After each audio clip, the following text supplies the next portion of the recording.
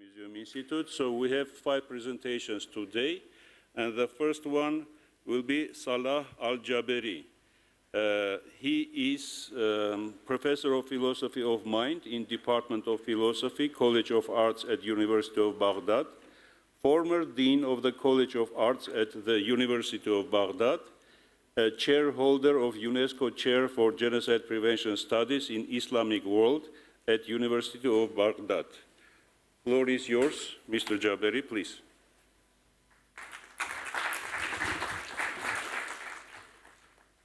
Good morning, everyone. A model from Iraq about post-genocide situation. We call that experience technology of virtual reality, VR, nobody's listening. This designed by IOM of UN and University of Suleimani at Polytechnic Engineering and University of Baghdad, UNESCO Chair for Genocide Prevention Studies.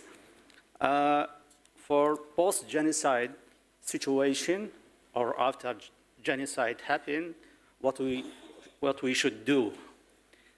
When a war is over, documentation on human rights abuses and experiences of victims can be helpful to truth and reconciliation committees. Data on human rights are collected not only from local sources.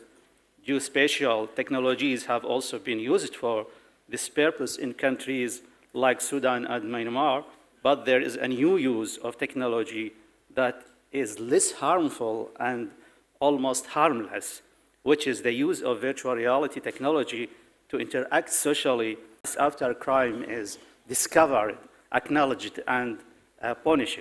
Technological application here comes to address the feeling of social injustice when the victim feels emotionally isolated and not given enough attention. The current virtual reality technology works to arouse social sympathy with the victim by recreating the vivid reality of the crime virtually to provoke emotional reaction. It is an educational method suitable for students and in the primary, secondary, and university. It's a method of brainstorming. Use it in education. It also forms the basis for the practice of critical thinking. Nobody is listening. That means you should listen to me. Nobody's Listening is a groundbreaking, immersive exhibition to commemorate the Yazidi genocide by ISIS. The virtual reality experience, which is the centerpiece of exhibition, transports viewers to an internally displaced people camp in northern Iraq using a combination of cutting-edge immersive technologies. Stowing 6D of scenes from photogrammetry shoot in Iraq, 360 footage of the destruction caused by ISIS, and 3D animation created in London studio. The branching narrative allows viewers to choose a listen to the story told by one of 3 different characters. A Yazidi woman abducted and sexually enslaved, her brother who survives a massacre, and an ISIS fighter who attacks the village. The virtual reality experience was premiered at the Iraqi Parliament and University of Baghdad in December 2021. As an immersive technology, virtual reality has proved an effective tool in training education. Therefore, its technology enables people to see through the eyes of others, to empirically assess the effectiveness and short and long-term impacts of the Nobody's Listening virtual reality exhibition on the Yazidi genocide education and awareness for potential positive changes and actions. As a systematic and extensive evaluation of Nobody's Listening virtual reality was planned and took place between December 2020 and March 2021. The evaluation was carried out with over 120 locals from different backgrounds in 5 cities, Baghdad, Suleimania, Erbil, Houk, and Kirkuk across Iraq. Each evaluation as such involved using the Nobody's Listening virtual reality, followed by completing 2 questionnaires and an interview. The research project is being led by Dr. Rojin Muhammad Amin from Suleimani Polytechnic Engineering University and University of Baghdad, UNESCO Chair for Genocide Prevention Studies. Philosophy of the experience. The virtual reality experience, Nobody's Listening, is an experimental method that moves the consciousness to interact with the events that occurs in the movie. This event happened in reality to another person, and the goal is to motivate the same feeling that it evoked in the original other. Therefore, this new experimental mechanism can be considered as one of the altered states of consciousness, which helps to unite the partners in a subject or event, tragic or delightful, to the extent that it enables the consciousness to interact with the event and live it inside as it is. And as a result, achieves direct perception of the event that can be source of strong and diverse moral and emotional effects. It can also be described as a process that goes beyond the formal and imaginative description of the target, which is not a source of emotional effects, to the level of emotional identification with the other. The targeted person becomes the other and unit with him in the same experience. Thus, they live the tragedy as the Yazidi lived it. This experience, on the other hand, is similar to the mystical experience that transfers the individual consciousness from the reality of temporal and spatial separation in the effective individual's consciousness, to transfer the individual consciousness from the reality of temporal and spatial separation in the affective social relationship to the state of space, time, contact, and emotional unity with the other. This is the reason why this experience is a tool for probing the depths of the human personality and activating the values of empathy, friendship, tolerance, coexistence, mutual understanding, and solidarity. The validity of our analysis was clearly shown through the attitude adopted by students who experienced the virtual reality experience. The emotional reactions were clear. I asked one of the students about her feelings. She said, "I did not realize what the Yazidis suffered from.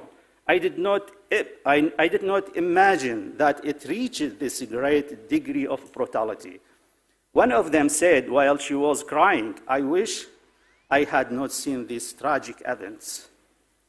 And the third said that it is something strange and new, and as if I was in another world, especially the environment where Yazidi lived, the nature, mountains, and the simple rural life the Yazidi used to live.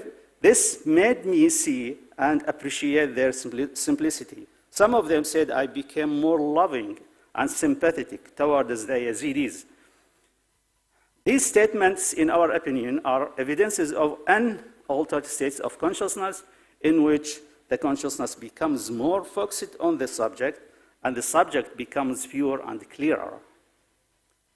We are working to expand the application of the virtual reality experience, Nobody's Listening, to different social environments and different academic levels, for example, on students of high schools and institutes. Also, we will work to apply this experience to other cases, genocide, for example, the survivors of Halabja and Anfal, and the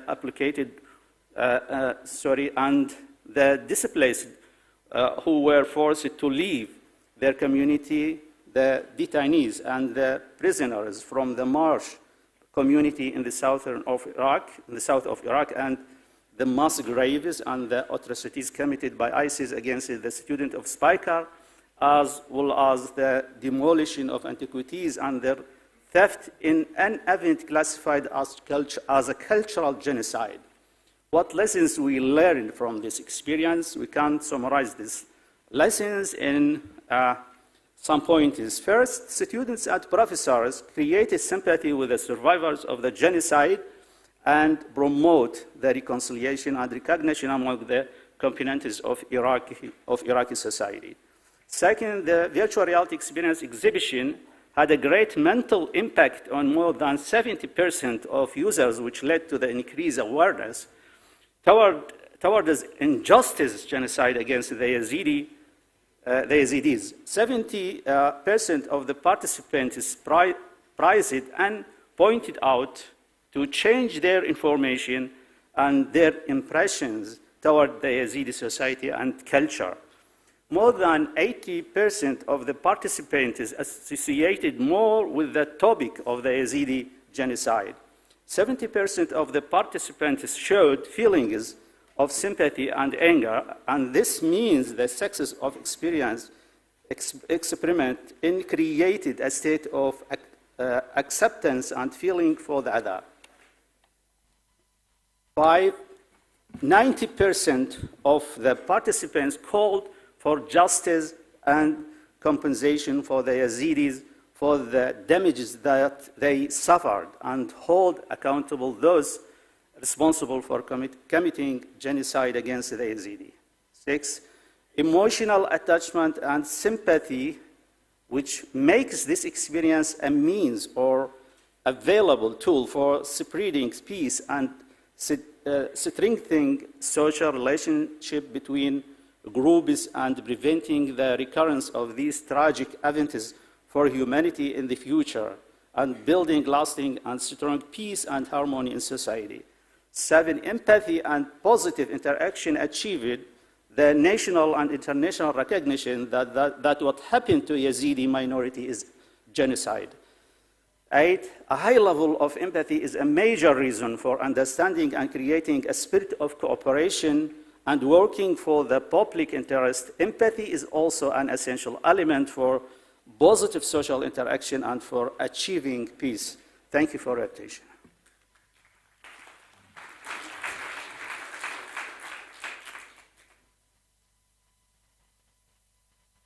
Thank you, Dr. Jaberi, for sharing with us about Nobody's Listening virtual reality exhibition on the Yazidi genocide education and awareness. Just want to say that several days ago we opened a part of the Yazidi genocide at our permanent exhibition at Armenian Genocide Museum Institute.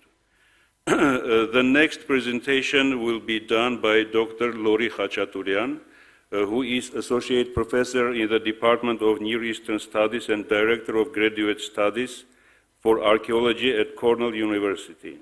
Dr. Khachaturian is also the co-founder and co-director of Caucasus Heritage Watch and co-director of Project Aragats, the project for the archaeology and geography of ancient Transcaucasian societies. Dr. Khachaturian is an archaeologist and ethnographer whose research focuses on ancient and modern Armenia and the South Caucasus. Her scholarship addresses such themes as the role of the material world in political life, the material legacy of Soviet socialism, modern ruins, and the application of spatial technologies to the study of cultural heritage at risk. The organizers of the conference will share her presentation only on the screen. Good morning, and thank you to the Ministry of Foreign Affairs of the Republic of Armenia for the invitation to participate in this global forum against the crime of genocide. Today, I'll discuss how satellite technology is creating new possibilities for documenting and preventing cultural genocide and related forms of erasure. A few decades ago, the use of satellites for such humanitarian purposes would have been unimaginable. But 3 important developments in recent years have elevated satellites as powerful tools for gathering evidence of cultural erasure and deterring such abuses. These are 1. The declassification of Cold War satellite imagery by the U.S. government. 2. The availability of 21st century high-resolution satellite imagery through open-source platforms or commercial vendors. And 3. The possibility of satellite tasking or requesting commercial vendors to capture images of particular parts of the world on demand. Today I will discuss how these 3 developments are opening new opportunities to document and prevent cultural erasure using the example of my own research. In 2020, colleagues and I founded a nonpartisan research initiative called Caucasus Heritage Watch. CHW monitors and documents endangered and damaged cultural heritage using the satellite imagery sources mentioned above, and focusing particularly on cultural heritage caught in the crosshairs of the Nagorno-Karabakh conflict. We describe our work as heritage forensics, the application of technological and humanistic methods to assemble evidence concerning abuses of cultural remains that can be used in a court of law or by publics seeking truth, reconciliation, and justice. Our work consists of 2 areas. Our historical research documents the changing condition of cultural heritage sites during the years between the First and Second Nagorno-Karabakh Wars. This focus, in turn, has 2 components. First, we have documented changes since the late Soviet years to Armenian churches and historic cemeteries in the Azerbaijani region of Nakhchivan. Second, we are documenting changes to Islamic and Azerbaijani heritage after 30 years of Armenian administration in Nagorno-Karabakh. This latter research is still underway, and thus I will not discuss it today.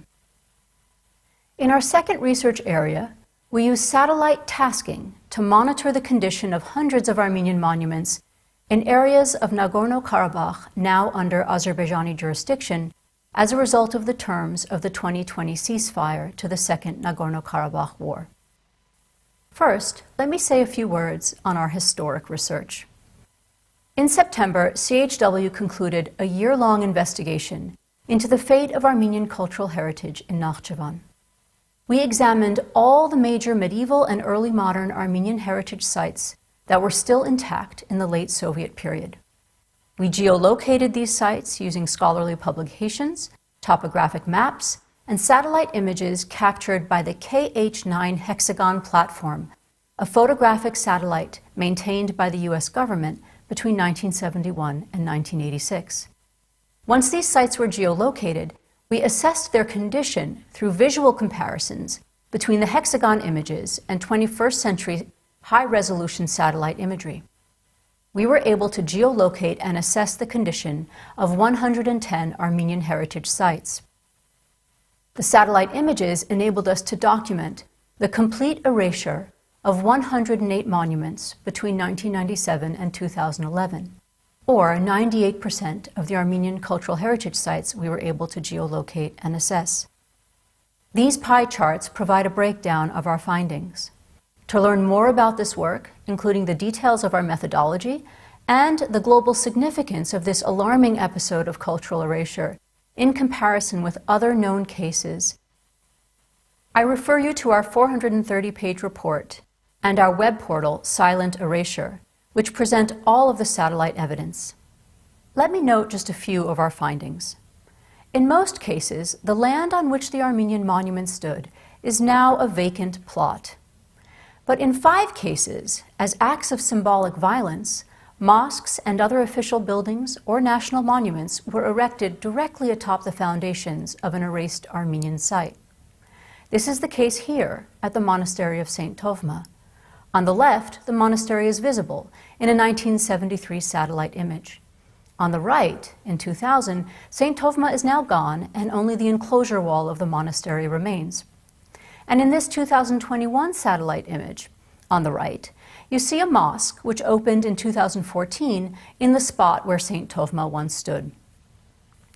Also striking were the numerous instances in which bulldozers were deployed into abandoned villages to surgically remove only the Armenian cultural heritage sites, a phenomenon that attests to the zealous way in which the policy of erasure was implemented.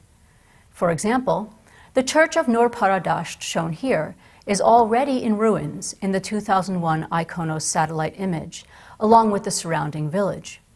But by 2009, destruction crews had gone into the ruined village simply to remove the ruins of the church. Taken together, the satellite evidence points to the near total erasure of Armenian cultural heritage sites from Nakhchivan between 1997 and 2011. The totality clearly indicates a systematic, state-sponsored campaign to eradicate all traces of Armenian communal and religious presence from Nakhchivan, and thus Armenians themselves from the history of the region. Let me turn now to the second aspect of CHW's work, to monitor Armenian cultural heritage sites that fall under Azerbaijani jurisdiction as a result of the ceasefire to the Second Nagorno-Karabakh War. It should be clear by now why such a program of monitoring is necessary. There is good reason to fear that the template for cultural erasure in Nakhchivan will also be pursued in the Nagorno-Karabakh region. For this work, we use on-demand satellite imagery. We conduct monitoring missions at different times of the year, providing regularly updated information on over 250 cultural heritage sites. In our monitoring process, we compare the most recent tasked imagery for each heritage site with imagery from our prior monitoring cycles to detect change. A GIS-powered dashboard on our website provides a summary of our current understanding of damaged, destroyed, and threatened sites. And at regular intervals during the year, we produce reports that document our findings. Since these reports are publicly available on our website, here I highlight only some of our most significant findings. There are currently 3 areas where damage to heritage is most visible. The first is in and around the city of Shusha or Shushi, as you can see in the map inset on the top right. The second area of significant damage is visible along a corridor in the southern part of Nagorno-Karabakh, where new roads are under rapid construction. In recent months, we have also observed grave new threats to Armenian cultural heritage in the Lachin region. In the category of destroyed monuments, our most significant findings to date are the bulldozing of 2 historic cemeteries and the destruction of a church. Significant earth-moving activities in the town of Medz Tagher, shown here, targeted the main cemetery, where bulldozers seem to have gone out of their way to eradicate the site within months of the ceasefire. As our partners at Monument Watch first noted, an 18th century cemetery in Sykhnach was eradicated in June 2021. And just this past summer, we documented the destruction of the 18th, 19th century church of St. Sarkis in Mokhrenes, along with the surrounding village. Like the 2 historic cemeteries, this church was in use by Armenians before they evacuated the village after the recent war. In the category of threatened sites, we sometimes see construction activity coming up to the very edges of historic monuments. In this slide, you see the 19th century Holy Mother of God, or Surp Astvazadzin Church in Madatashen.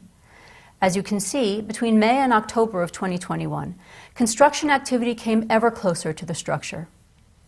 In total, thus far, CHW has documented 6 confirmed destroyed sites, 7 confirmed damaged sites, and 17 threatened sites since the Second Nagorno-Karabakh War began. After documenting our findings, we refer our reports to the UNESCO national commissions of both Azerbaijan and Armenia and to UN special rapporteurs. We also refer our reports to the State Department and to lawyers involved in the case Armenia versus Azerbaijan, currently before the International Court of Justice. We hope that by widely disseminating our findings, we can deter future attacks. Satellite technology is a powerful tool for protecting cultural heritage at risk. Archival imagery makes it possible to document past episodes of destruction so that we might try to prevent similar acts in the future. Satellite tasking allows researchers to overcome problems of access and efficiently monitor large numbers of endangered sites. Satellites provide irrefutable visual evidence that can be used in a court of law. But satellite technology is not enough. Researchers using this technology must partner with local communities and scholars to ensure that their work is grounded in historical research and meaningful to stakeholders. Finally, satellites are only as powerful as the will of governments and multinational agencies to take action in response to the forms of nationalist bigotry and intolerance that the technology can expose. Satellites provide the evidence, but ultimately it is leaders and institutions who must hold perpetrators of cultural genocide and erasure accountable for harms. Thank you for your attention. Good morning.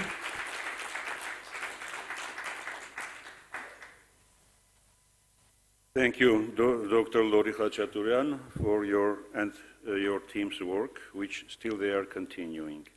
So the next presentation will be done by Shimon Karbets.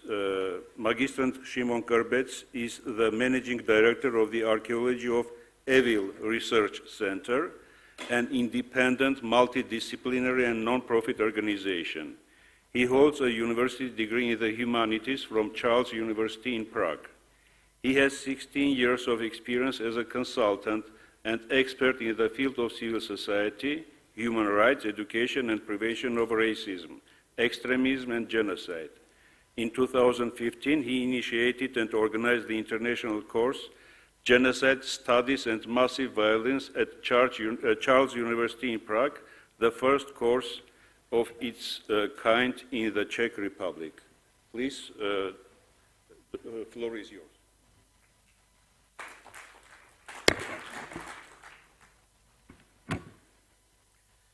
Thank you. Can I have a presentation, please? Okay.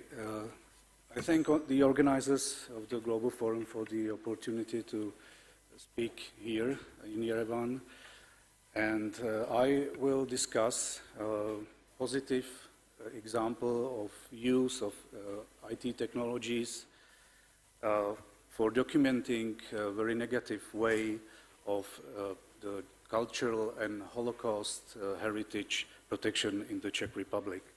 The Czech Republic is the Central European country. It is the member state of the European Union, and currently is the leader of this community as part of the so-called EU presidency. So first of all, let me briefly introduce our organization, Archaeology Field Research Center. We are an independent NGO, which was established 10 years ago in Prague with the support and help of Holocaust and genocide scholars, and also Uppsala University and Armenian Genocide Institute. We basically provide courses and activities in educational and awareness raising field, including, as has been already said, the first university course on genocide in the Czech Republic, which after the very intense pressure from the side of the Turkish embassy in the Czech Republic became the very last one. And after this, we have decided in the year 2016 to move to the ghetto, former Jewish ghetto, to the city of Terezín, which is owned in the buildings that are owned by the city of Terezín, and we started our activities here in the main fortress. In 2017, we also actively supported the adoption of a resolution by the Parliament of the Czech Republic condemning genocidal acts anywhere in the world, including the Armenian genocide. In Theresienstadt, we opened in 2018 the exhibition on genocidal history, and together with the VR workplace, and we started in cooperation with technicians from the Czech Technical University and Smíchov Technical School in Prague, digitizing models of concentration camps, Auschwitz and Theresienstadt, and we also transfer the models from the digitized models into the physical models, for example, of Auschwitz-Birkenau. We are using the models as part of the non-formal educational programs for high schools and university students in the Czech Republic. So here are some examples of our exhibitions in the year 2018 until 2021. And the main result of our cooperation with the city of Terezín was the reconstruction and renovation of the Wieser's house, of the building, which is now our home, now our site for our activities. So this is the Wieser's house. Here are some configurations of our VR model. As it is also important to say that the students of high school, of technical high schools, were involved in the creation of this model. So the creation of the model was a way how the technical students can learn about the history, and they still continue in working on this project. Here are some examples or screens from the model. This is the plan of Theresienstadt fortress. You can see the symmetry of the plan of the concept of this fortress city. We also use the model for designing non-existing parts of Theresienstadt. This is the picture of the POW's camp, which was built in Theresienstadt in the First World War, and this is this is the camp, and this is the modeled version of the camp, and also some parts from the Second World War. This is the tracks which have been built by Nazis for in the city for effective transfer people from Theresienstadt to Auschwitz and other death camps. So,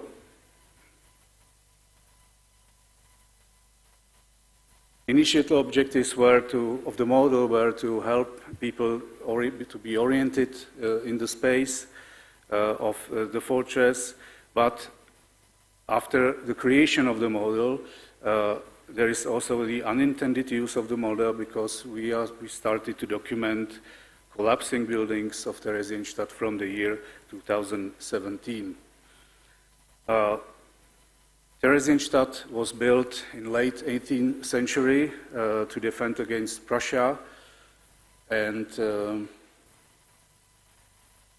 it consists of large military buildings and massive ramparts and a tangle of underground mine tunnels. It's a very unique evidence of technical abilities of military architecture of Austrian-Hungarian Empire. In the late 19th century, the fortress became the fortress city, so it was open as a military garrison town. And from that time, practically all elements of the fortress were preserved, because there was no industrialization or demolition of the walls. During the First and Second World War, unfortunately, this place became a place of repressive measures and imprisonment of civilians. During the First World War, there were Rusines deported from Galicia to Theresienstadt. Gavrilo Princip died in Theresienstadt as a prisoner. And as it is well known, the Theresienstadt became a camp and ghetto for Jews from Central and partially Western Europe, which they have been deported to the main fortress. So here you can see on the picture the plan, the Nazi plan of the ghetto, and it's still the same as in the beginning of the building of the fortress in 18th century.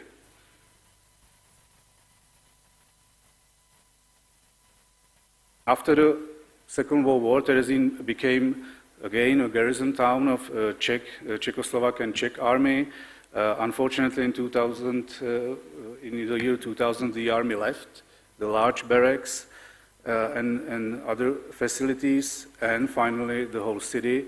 And more than half of the buildings in the main fortress have been empty for almost 20 years. So the process of building degradation has begun. And here are the pictures of what is the current situation of 6 main buildings in the Terezin fortress. This is the place where the Theresienstadt Football League has taken place.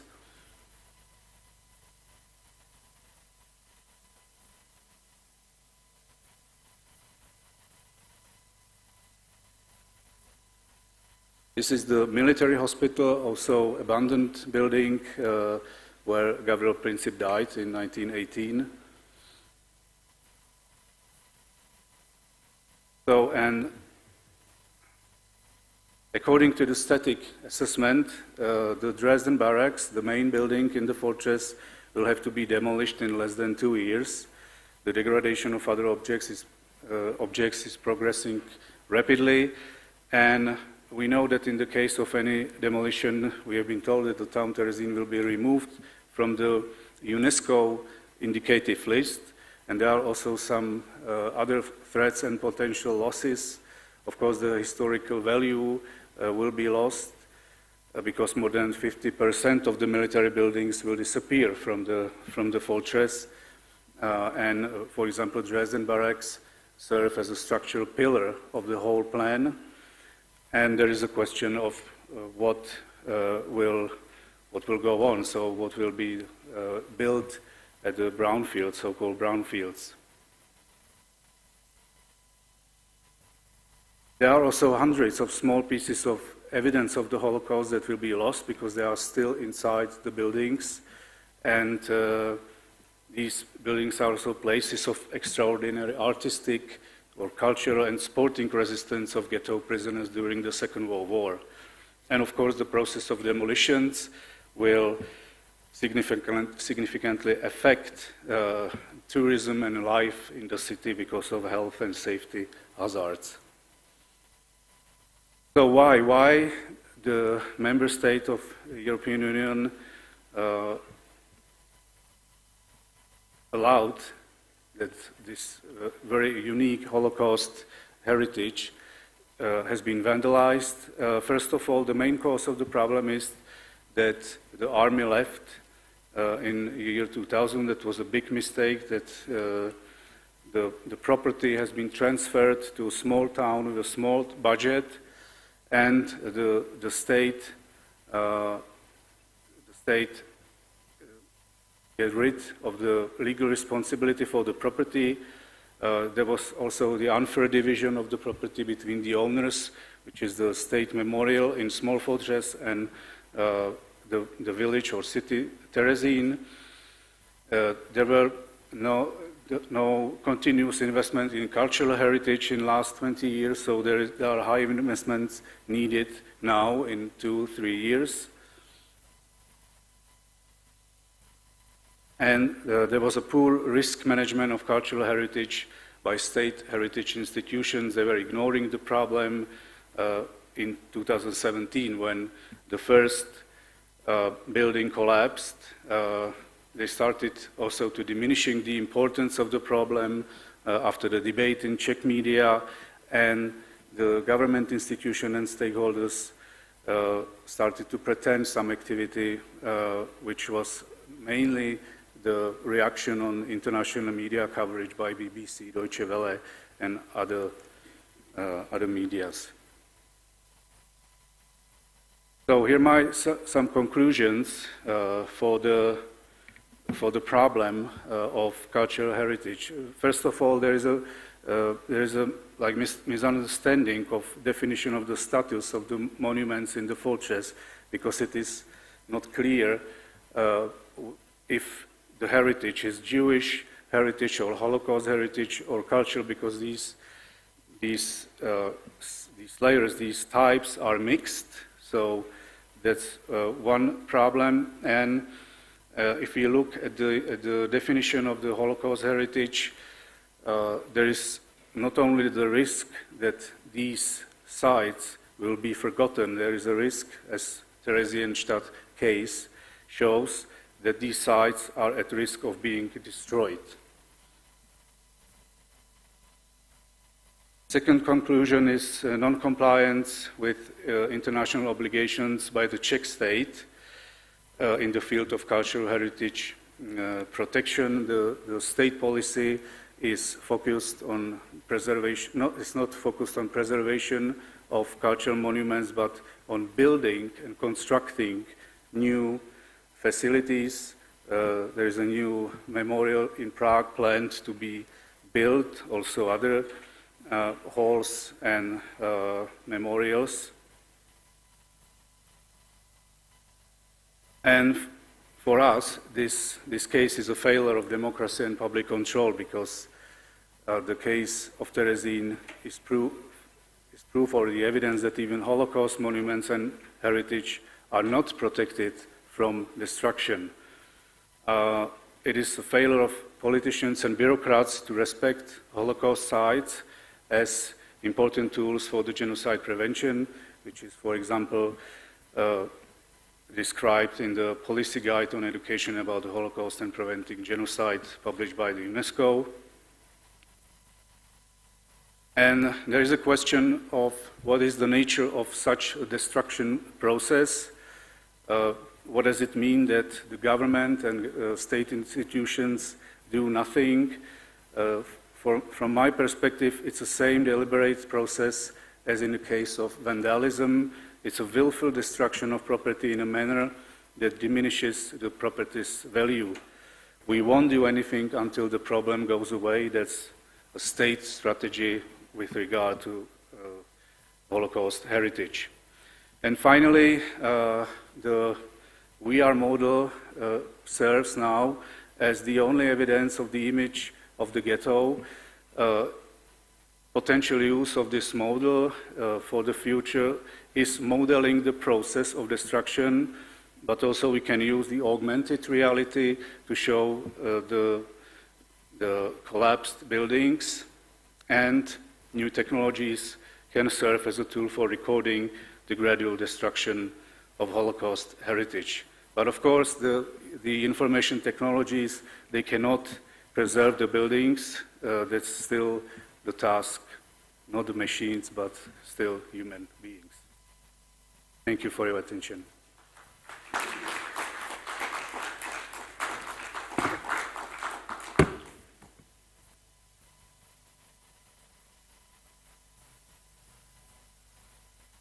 Thank you, Mr. Kurbitz, for sharing with us information regarding the current situation in Theresienstadt and your thoughts of how to overcome the situation.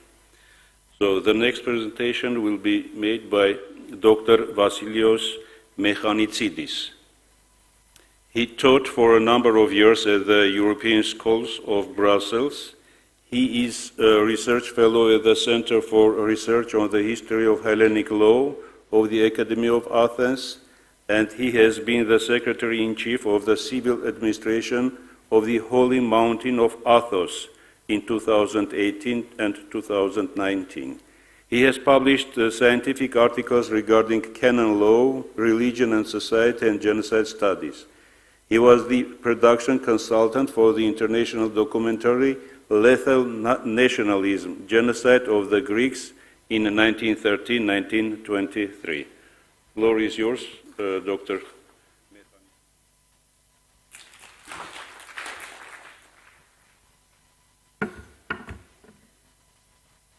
Hello, I'm bringing you greetings from Athens, and many thanks to the organizers of this forum.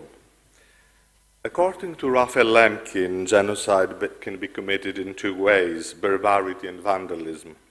Barbarity means the physical extermination of one group, while vandalism means its cultural genocide. It is clear then that Lemkin understood the term genocide holistically and considered that genocide lied in active methods aimed at the annihilation of the cultural, moral, and religious life of a group.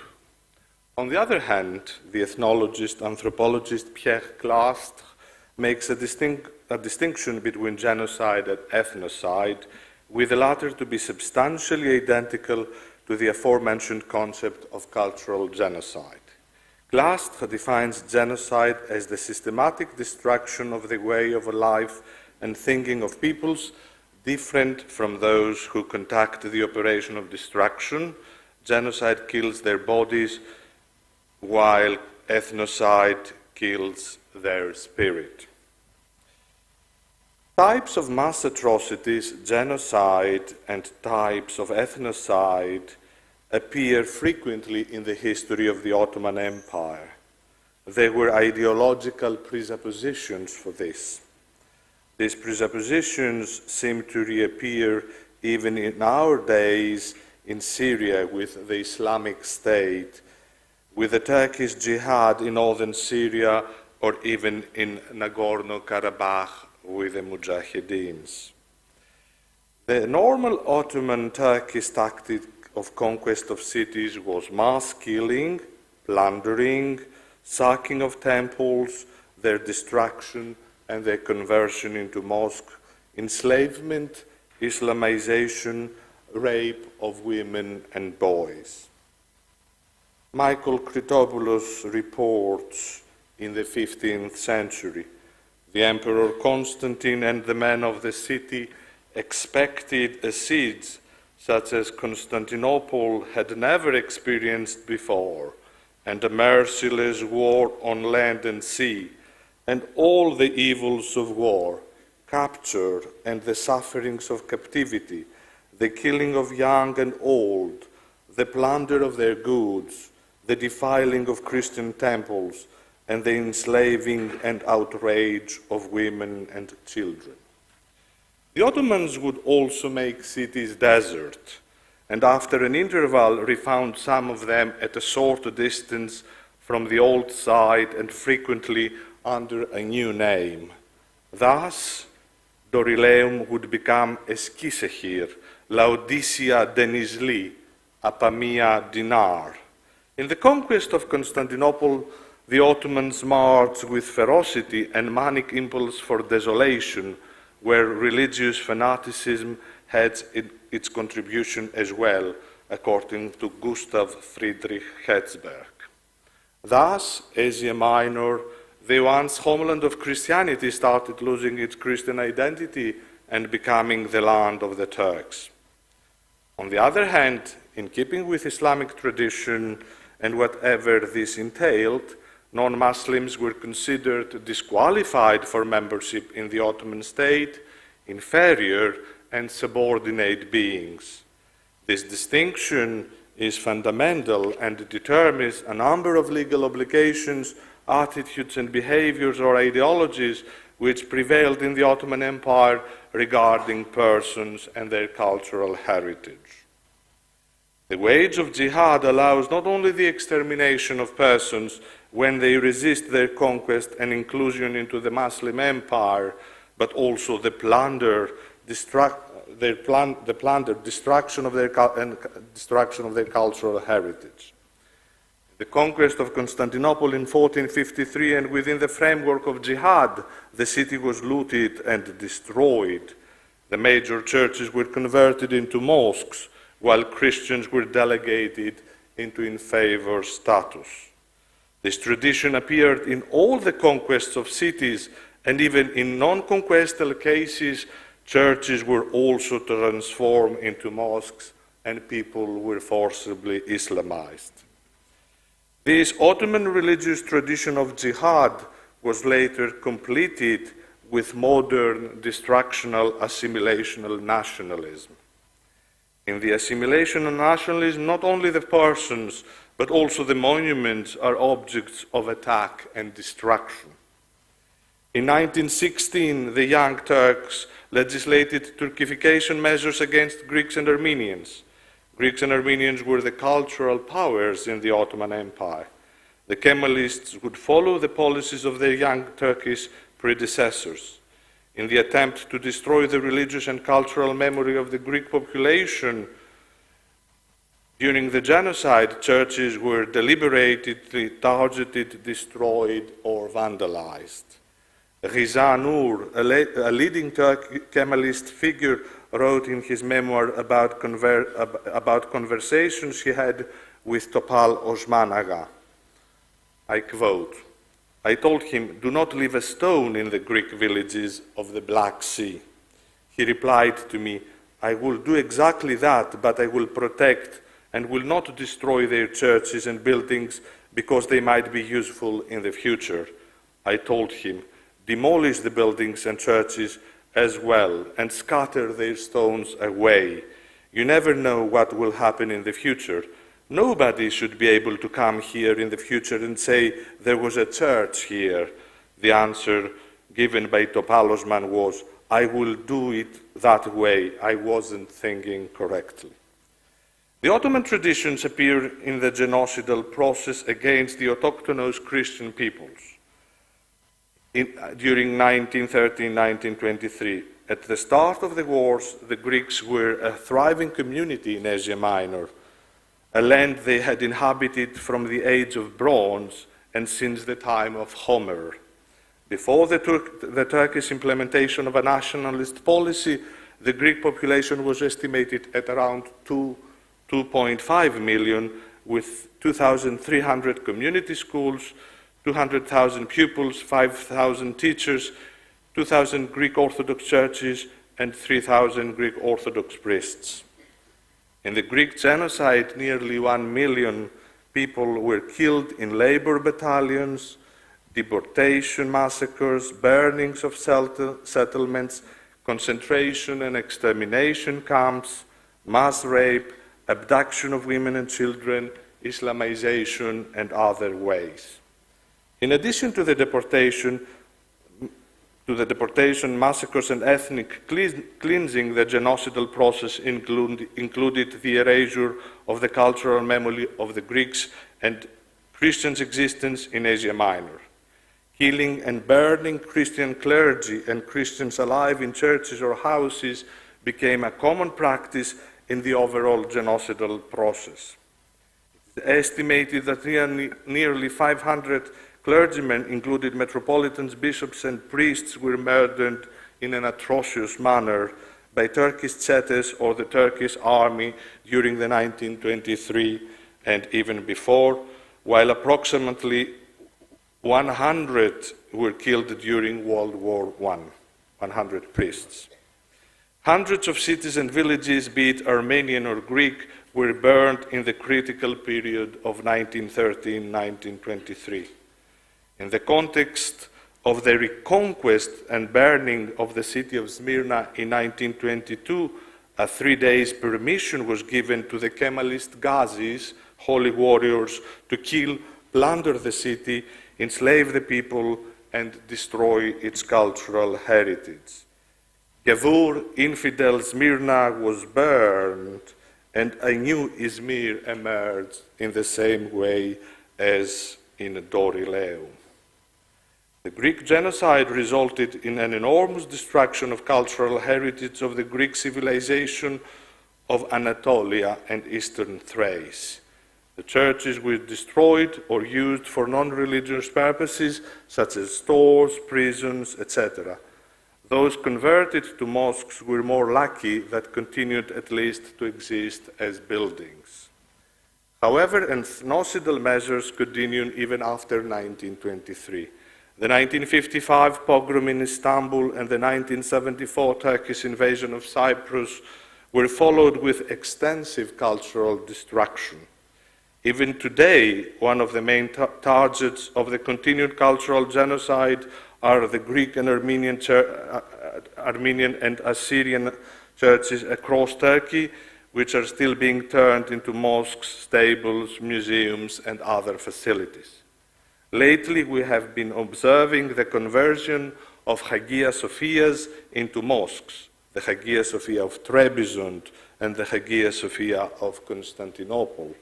This shows that the ideological presuppositions of which I spoke in the beginning are still here, and that prevention and rehabilitation is more than ever necessary. Genocide recognition should be considered a condition sine qua non for preventing cultural genocide to be completed. A state that has perpetrated genocide should recognize it, apologize, and take measures of restitution and repair, including the identification of cultural and other properties confiscated or destroyed, such as churches, monasteries, schools, and other assets of historic and cultural significance. The perpetrator state should include in its education and public history the genocide and the history and cultural heritage of the people affected by genocide and ethnocide. The United Nations, the European Union, and other major organizations and bodies should be more active in this regard. Cultural genocide should be included in Article 6 of the Rome Statute establishing the International Criminal Court. Article 6 does not include the notion of ethnocide, that is, of the attempted destruction of culture, religion, and identity of an ethnic group in the form of proselytism, destruction of objects of culture, libraries, musea, and sacred cities, the prohibition of language and cultural expressions, and the violent removal of communities from their homeland and their traditional way of life. The inclusion of cultural genocides into Article 6 of the Rome Statute is not primarily related to the protection of culture, but to the protection of man, who is not just homo biologicus and corporalis, but homo culturalis as well. As Michael Ignatieff has underlined, genocide is not just a murderous madness, it is more deeply a politics that promises a utopia beyond politics, one people, one land, one truth, the end of difference. Since genocide is a form of political utopia, it remains an enduring temptation in any multi-ethnic and multicultural society in crisis. Last but not least, Turkey must follow the example of post-World War II Germany.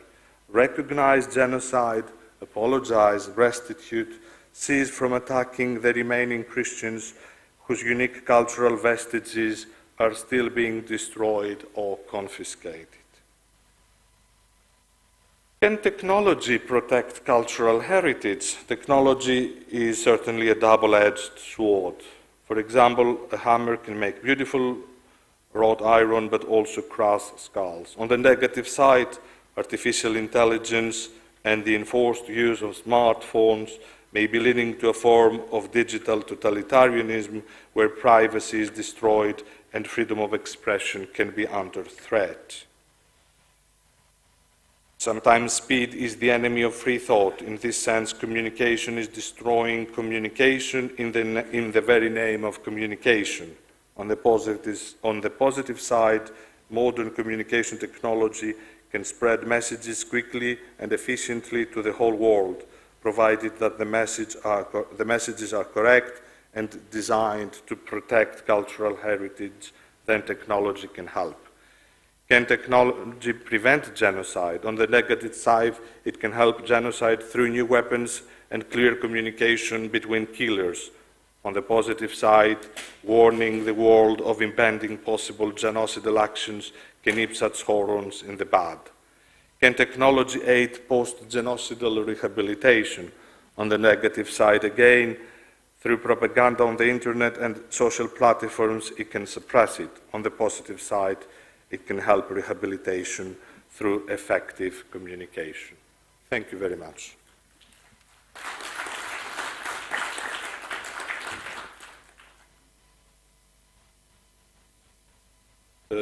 Thank you, Dr. Mechanitsidis, for sharing us your knowledge about historical background of current day situation and about suggestions how to move forward. So the last presentation will be done using new technologies by Professor Dr. Tessa Hoffman, who holds a doctorate in Slavic Studies and Sociology. Between 1983 to 2015, she worked as a research documentalist and research assistant at the Institute for Eastern European Studies at Free University in Berlin. As a scholarly author, she has published numerous books and articles on the history and present situation of Armenia and its diaspora. One focus of her work in genocide studies is the Ottoman genocide. Furthermore, she is the academic editor of the virtual memorial website, which documents the Committee of Union and Progress and Kemalist genocide against Armenians, Greeks, Arameans, Assyrians, Chaldeans. Her publicist, academic, and human rights commitment has been recognized with numerous honors and awards. In 2013, she received the Presidential Award of the Republic of Armenia. So we will now, you are already online. Good morning in Yerevan. Genocide is a highly complex crime, as we have learned from Dr. Mechanitzidis. Already Raphael Lemkin, the initiator and main author of the UN Genocide Convention, understood it as the complete destruction of a nation or group, which is not limited to physical extermination alone. French-speaking authors in particular refer to cultural genocide as ethnocide.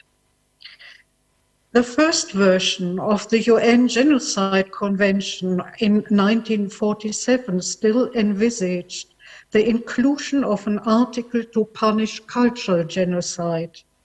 It was intended to criminalize the destruction of the distinctive characteristics of a persecuted group for forced exile, prohibition of its national language, destruction of its books, and similar acts. However, in the final version of 1948, the term was dropped. Since 1915, the Armenian nation has repeatedly suffered cultural genocide.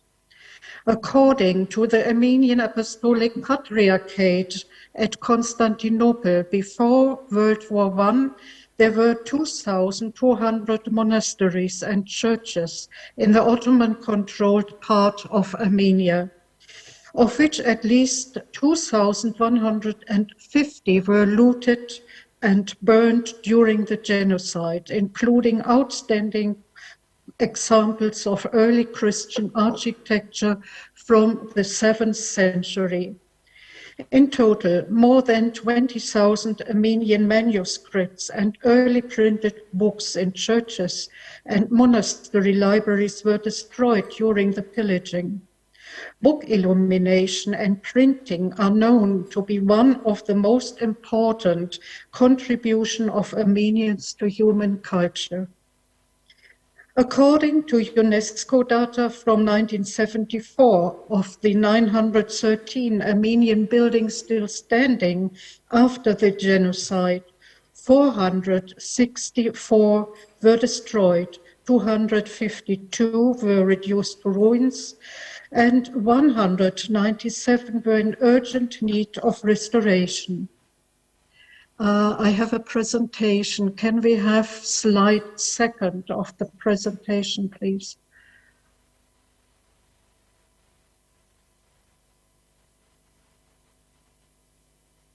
So can you I want to play to organizers.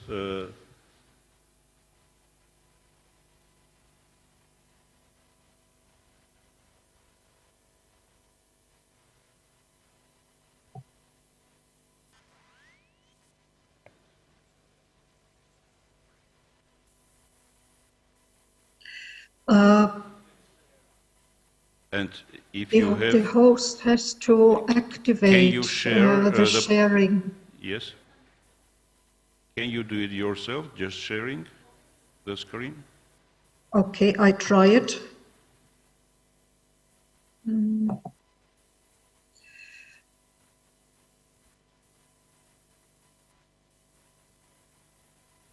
Yes. Is it there? Yes. Okay.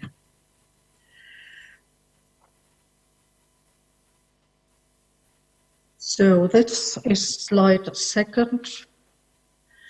Although Turkey passed a law on the conservation of cultural and natural property in 1983, hardly any Armenian monuments in Turkey have been repaired without altering their Armenian essence. In repairing the walls of the historical capital city of Ani, Armenian architects from the Research on Armenian Architecture documented a wide repertoire of adulteration. And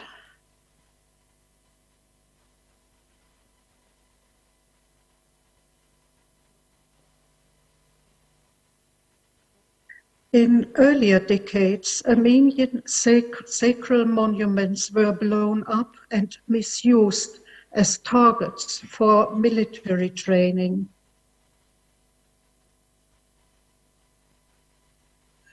The hewn stones of Armenian churches were used as building materials in many places.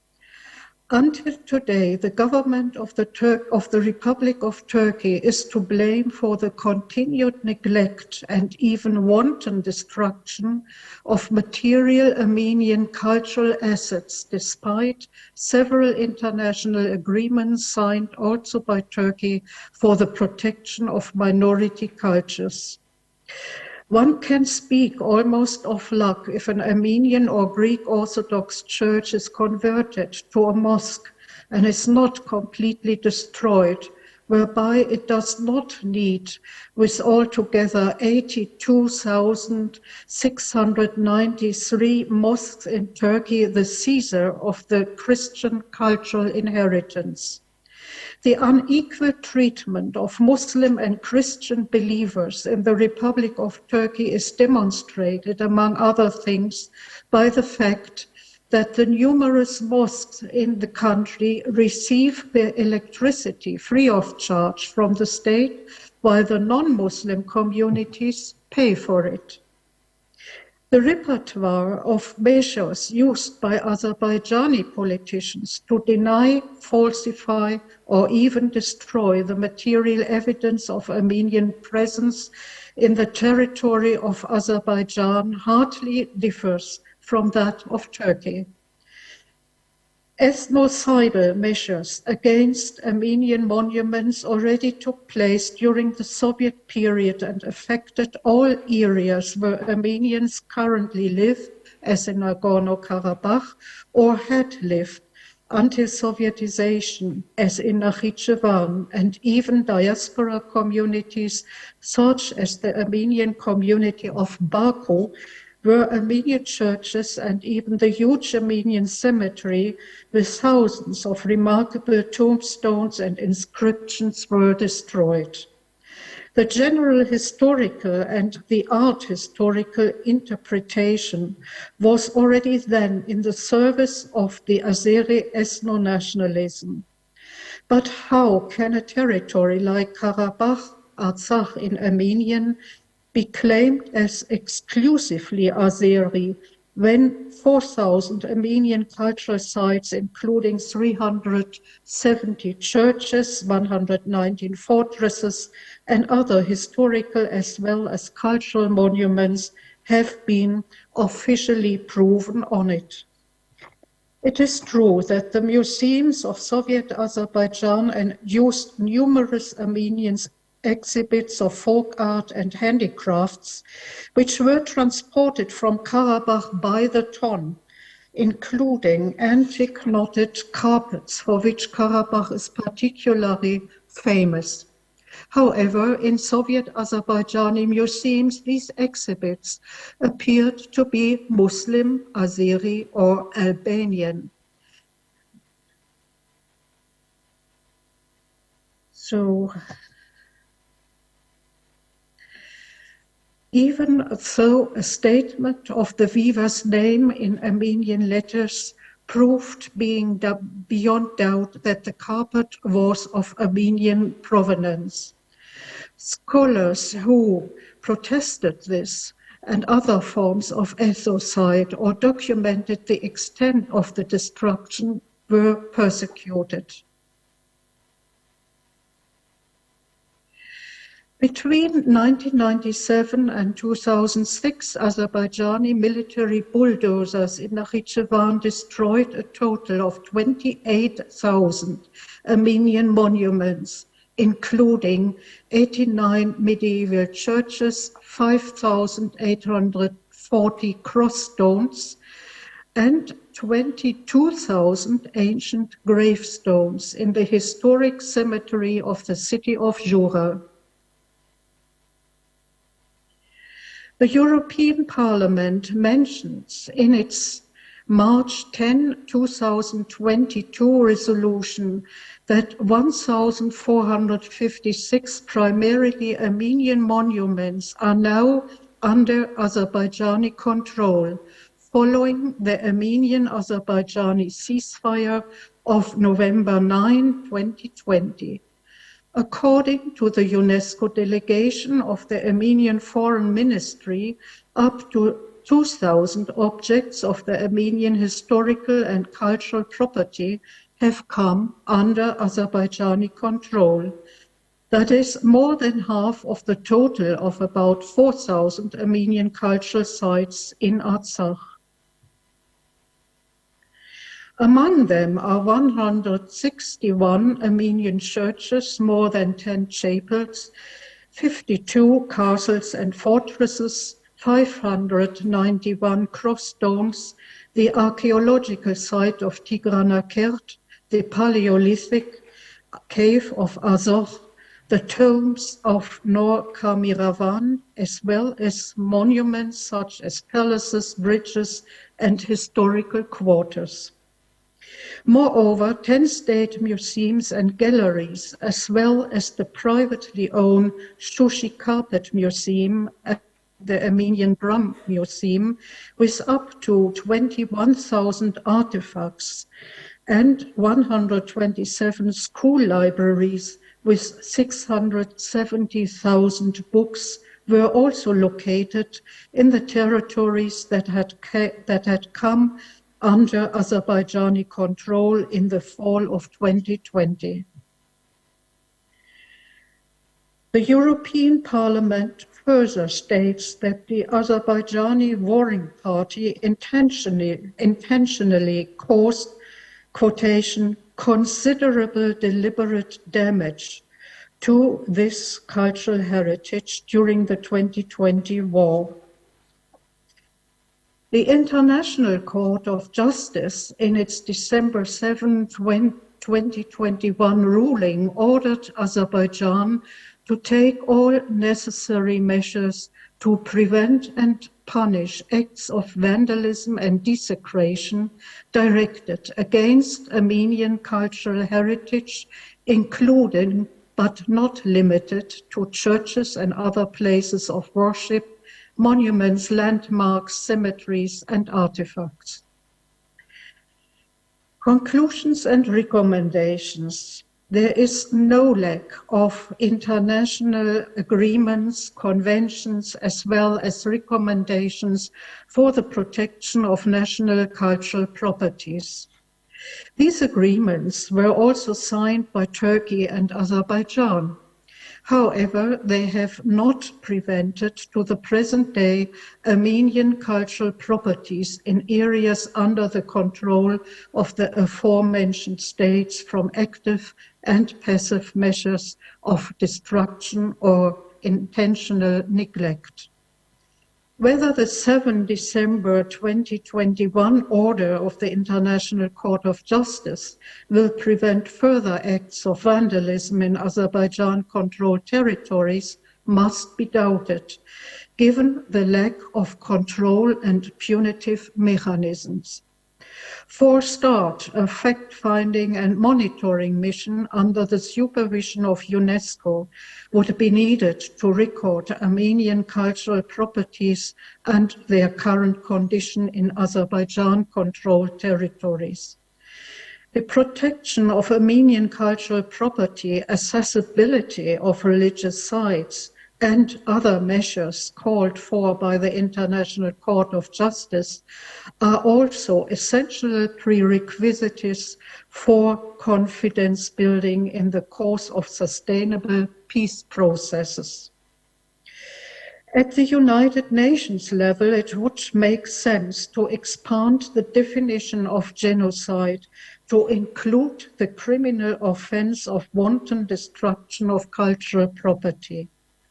At the UNESCO level, consideration should be given to how the cultural heritage of persecuted or destroyed population groups can be protected, possibly also by elevating it to the status of World Cultural Heritage, even if the state actually responsible does not submit a corresponding application.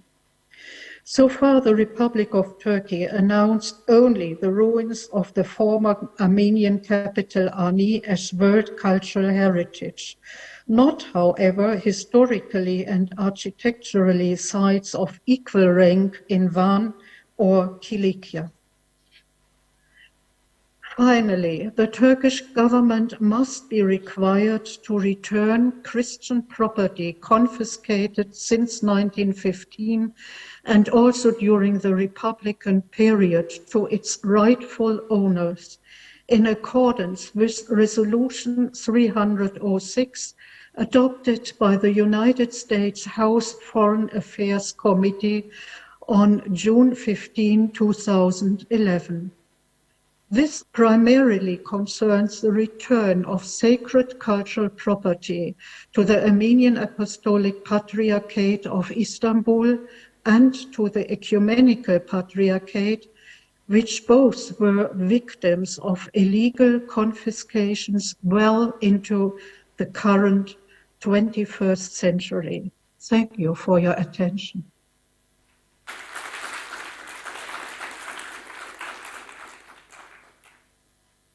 Thank you, Dr. Hoffman, for very interesting and very concrete presentation. So we have 10 minutes for questions. You are welcome.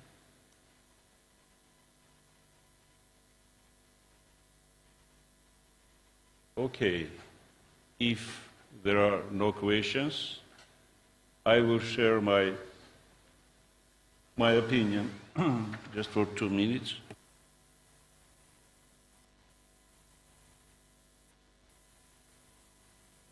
So, dear colleagues, we have heard 5 very important and interesting presentations on new technologies and protection of cultural heritage in the context of genocide prevention and post-genocide rehabilitation. At first glance, it seems that we are in a magic circle. Apart from acknowledging the process of destruction of cultural heritage, nothing can be done to stop it or to save the remnants, and that new technologies only provide an opportunity to fix the crime. It still remains unknown as to when that crime will be punished. Moreover, according to the Genocide Convention, the destruction of cultural values is not even considered as a crime. So, what do we have?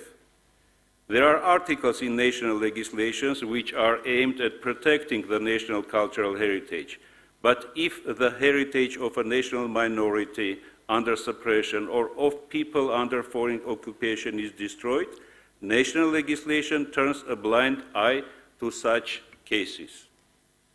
And here is the turn of international organizations. First of all, UNESCO, which Armenia has been a member for the 3 decades.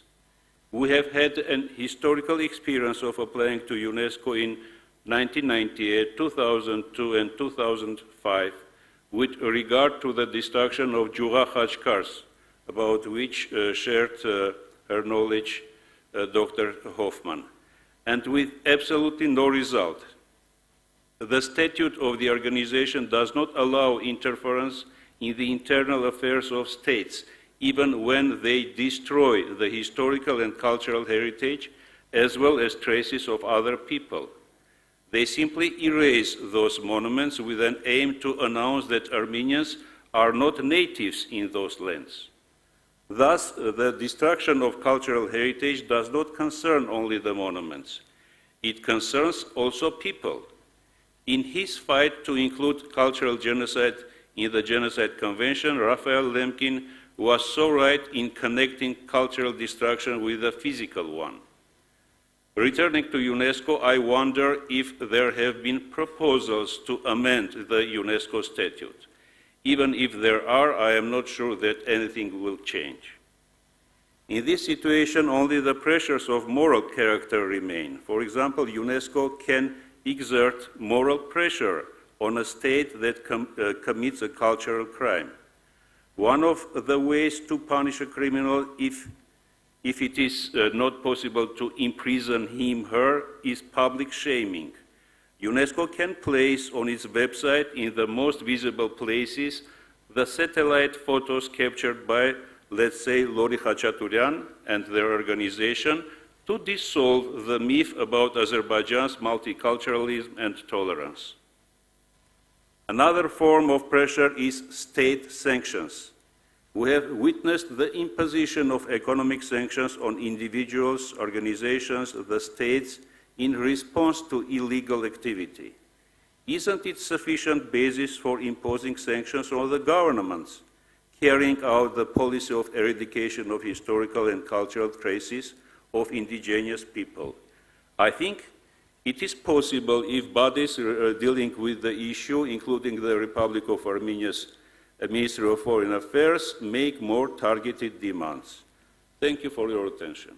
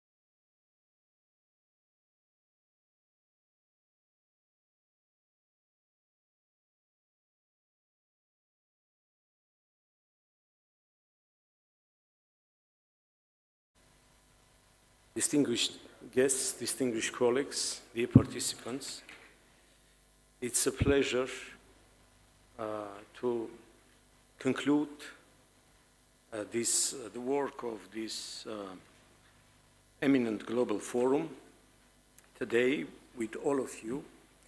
First, I would like to thank all our speakers, panelists, and moderators for their substantive contribution towards success of this global forum. We have managed to open up an important space for dialogue in this difficult time of the international security. Without pretending to summarize completely our deliberations, I would like to pay attention only to certain highlights of this global forum. First of all, in the opening session, there was a good assessment of the current international landscape, decline of multilateralism, and also disruption of international security system. From the history, we know very well that disruption of international security system provides fertile ground for perpetrators of genocide. There are certain cases when genocide occurred in the framework of 2 world wars, and we know those genocide very well. So we are living through very difficult times, and multilateral response is very essential in this regard. In the opening session, Prime Minister, Foreign Minister of Armenia, referred to our regional situation in this regard.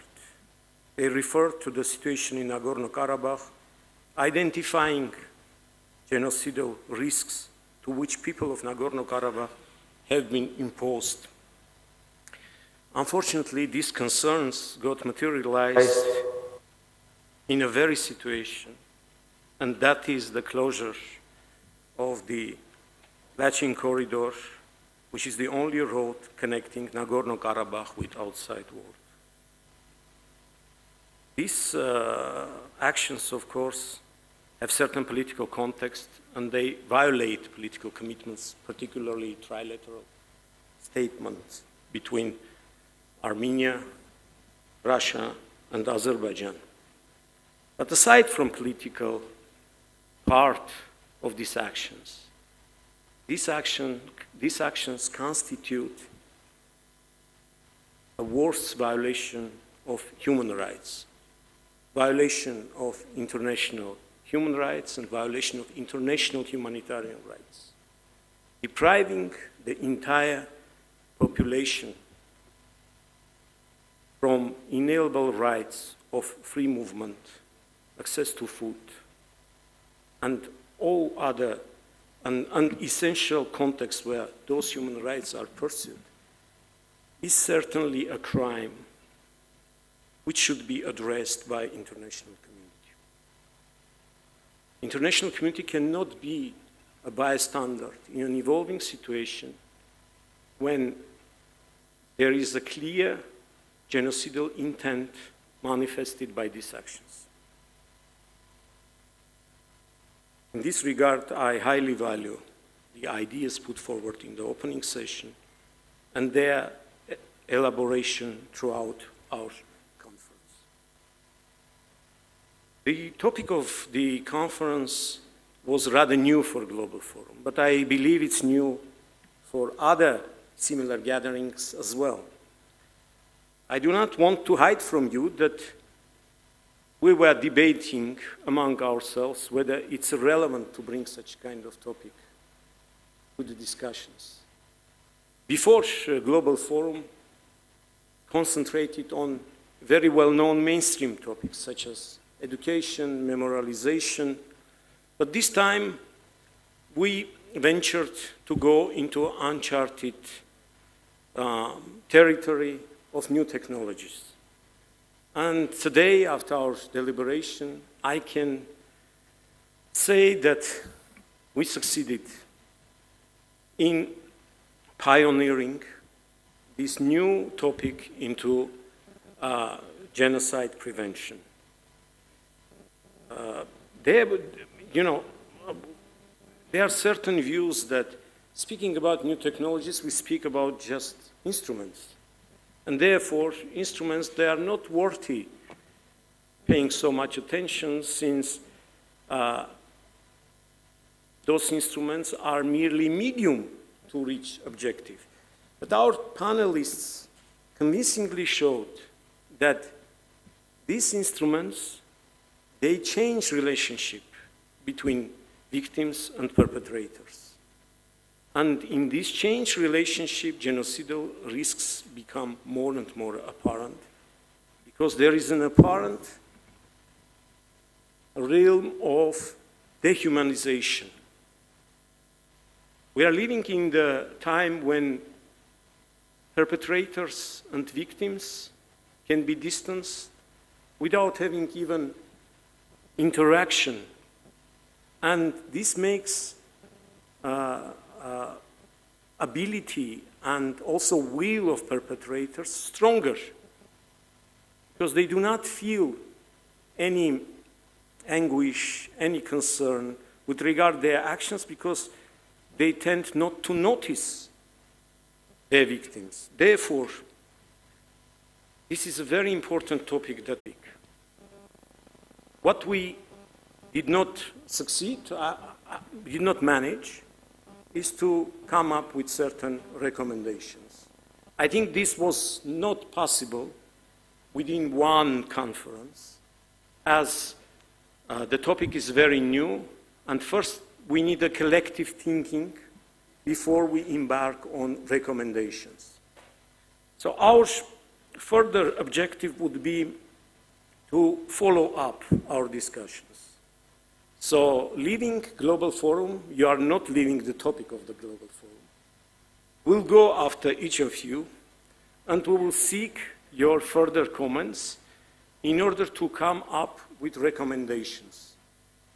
At this stage, we are offering to you a draft declaration of Global Forum.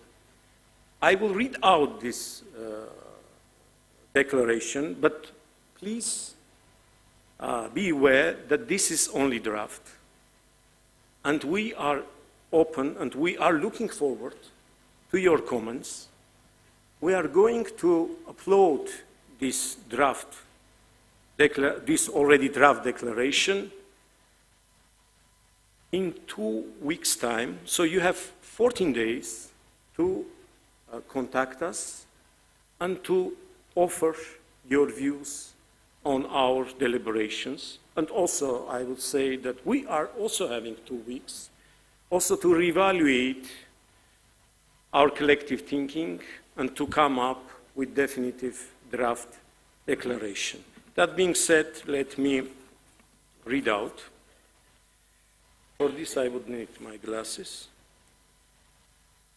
So, we participants of the 4th Global Forum against the crime of genocide, held on 12 and 13 December 2022 in Yerevan, Republic of Armenia. Guided by the Convention of the Prevention and Punishment of the Crime of Genocide, the first human rights treaty adopted by General Assembly on 9 December 1948, and reaffirming its significance as an effective international instrument for the prevention and punishment of the crime of genocide.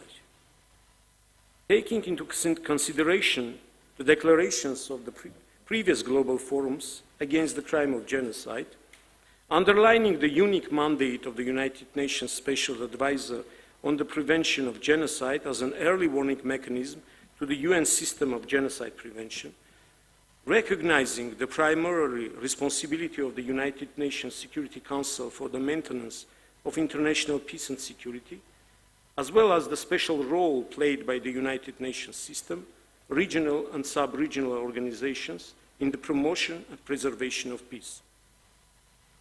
Welcoming the initiative to convene the Human Rights Council intersessional meeting to mark the 75th anniversary of the Convention of the Prevention and Punishment of the Crime of Genocide, which will discuss the role of social media platforms and their instrumentalization and provide a space for a thorough examination of the issue and for a dialogue with various stakeholders. Recognizing the role and contribution of the civil society and academia in the prevention efforts, in particular in the strengthening of the efficiency of early warning mechanisms, promoting accountability and the right to truth, as well as preserving historic memory and combating genocide denial and other forms of hate speech, including online. Expressing deep concern at the ongoing crisis of international and regional security system and the decline of multilateralism, which increases the risks of recurrence of genocide, recognizing that most atrocity crimes, including genocide, occur within a context of armed conflict, stressing that early warning must be systematically linked to decision-making about early action, recognizing the potential of new technologies in contributing significantly to the prevention of genocide and other mass atrocities, acknowledging the importance of digital tools and AI as an early warning and effective monitoring mechanism to prevent and stop violence before the targeted group is physically destroyed, alarmed by the security risks that the innovative and emerging technologies can pose in the context of formation of genocidal atmosphere, as well as preparation and perpetration of genocide and other mass atrocities, including by facilitating spread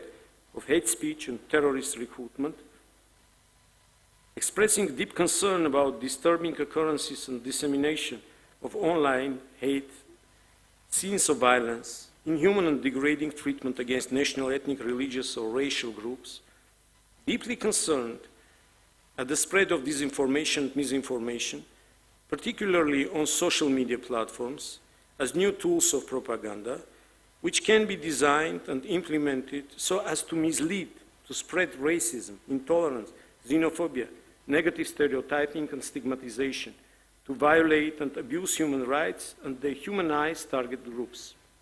Encouraging the tech companies and social media platforms to take more efforts to spot and moderate false, misleading, offensive, or hateful content, emphasizing that reliable digital evidence can contribute to ensure accountability and effective remedy, underlining the importance to properly assess the risk of the use of advanced military technologies, including drones and cyber strikes, in order to prevent genocide and other mass atrocities, reaffirming the imperative of ensuring a safe digital space for all, acknowledging the positive role of the innovative technologies play in protecting and preserving cultural and religious heritage, expressing strong concern about deliberate attacks on and unlawful destruction, looting, and appropriation of cultural property in holy sites of religious and ethnic groups,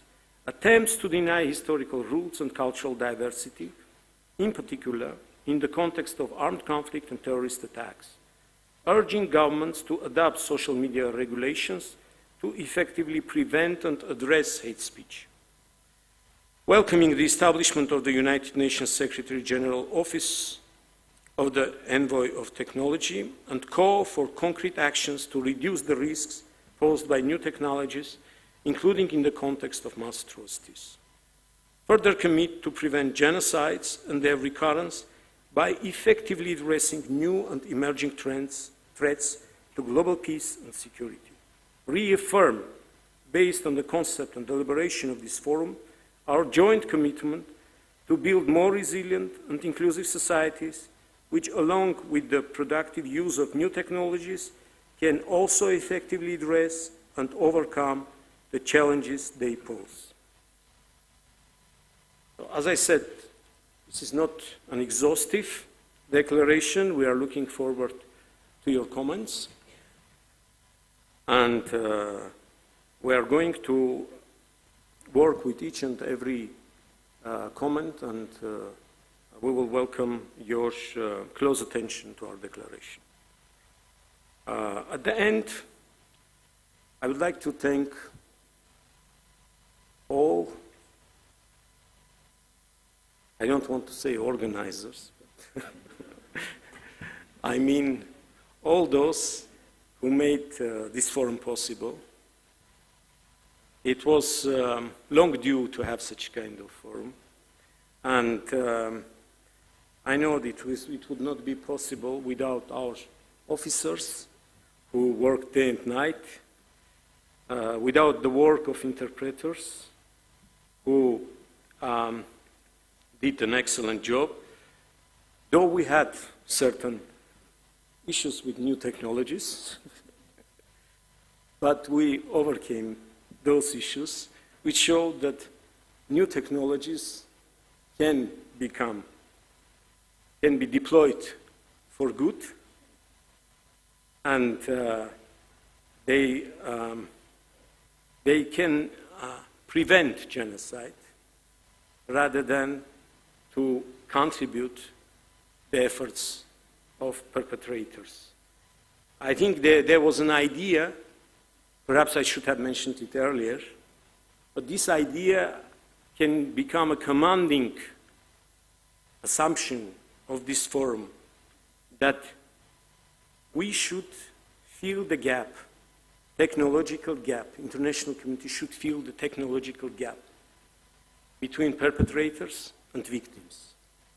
And this would help to prevent genocide, and this would help also to have a sustainable world without disparity and without new or repetition of old genocides.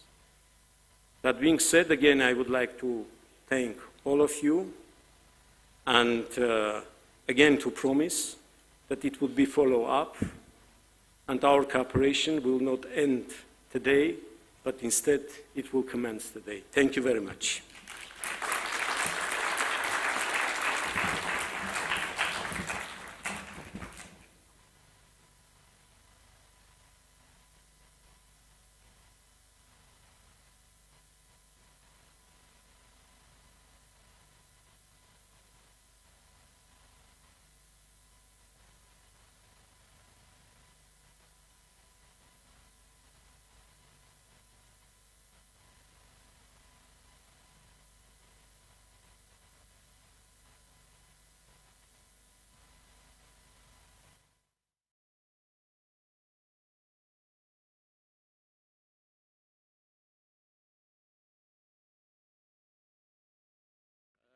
Distinguished participants, now we invite you for a lunch, and at 1 p.m. there will be a side event during which the presentation of the book of Mrs. Melanie O'Brien will be held at 1 p.m.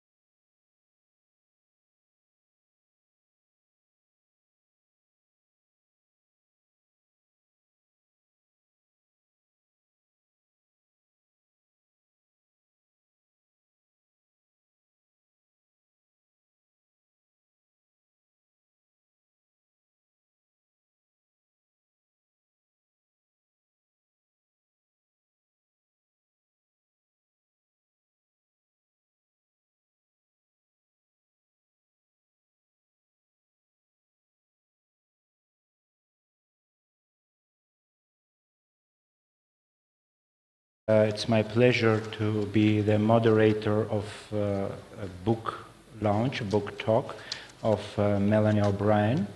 And before starting this session, let me introduce myself. I'm Suren Marikan, and I'm head of Department of Comparative Genocide Studies at Armenian Genocide Museum Institute, and also I am the chair of, the head of UNESCO chair for genocide and other atrocities, crimes prevention.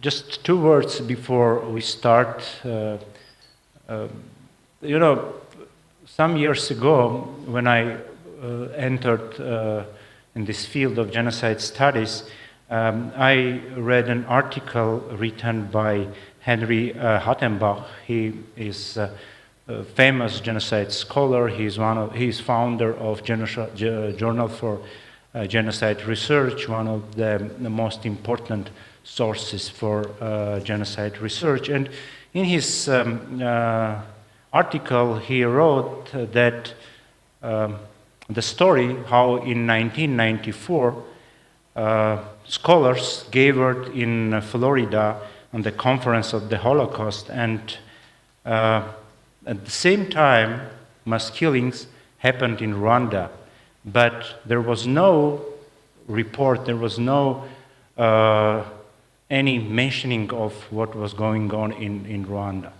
And later, again from this article, he wrote that 10 years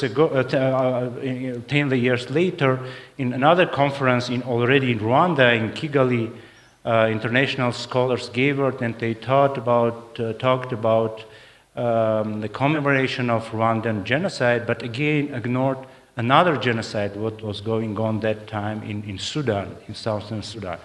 And that's why I want to mention that usually and unfortunately in international conferences we have heavily footnoted papers, kept minds and hearts exclusively focused on the tragedies of the past. And there is no room for anything else. The genocidal crimes of the present are conveniently and ignored. And we always say never again, no more genocide. We pray after each incident of genocide, but it will come again. And maybe it will come in Artsakh. And I think that today we should remember that we are now in this conference, but at this moment, the only road that connects Armenia to Artsakh is blocked. And Azerbaijan blocked this road, and this road was the only road that connected these two Armenian entities, and it was the only humanitarian way, humanitarian road we could provide, starting from food to anything these people need in Artsakh. And today I want to appeal, I want to ask or demand or suggest let's try this time to stop it beforehand. And let's be proactive, not retrospective. And when we go to our everyday jobs, let's do something to allow the people of Artsakh live in their ancestral lands, and at least to keep our conscience clear, at least to understand that we have done something for this. Why I decided to start with these words? Because this book, written by my very good friend Melanie O'Brien, a brilliant scholar of genocide studies and human rights, speaks about human rights. Human rights as the essential component, or human right violations as important component for preparation of genocide. And in her book, Melanie, extensively using testimonials and archival materials, she tries to uncover or to fill this void, this gap in this relation, this juncture between human rights and genocide studies. And this void, by examining human rights within the framework of international law and demonstrating how the violation of state rights was carried out by genocidal regimes.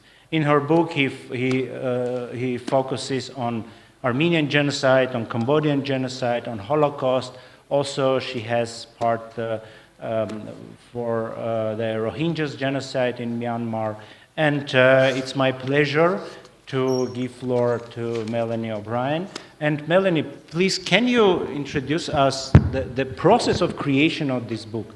How you decided, how this idea came to your mind to write such book, and how you started this work, and what were the obstacles, the difficulties in the process of writing of this book?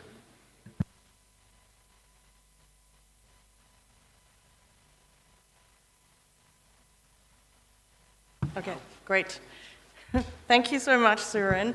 I'm really honored and delighted to be able to launch this book here in Yerevan, particularly because I did a substantial amount of the work on this book here in Armenia and in Eastern Turkey, researching the Armenian genocide.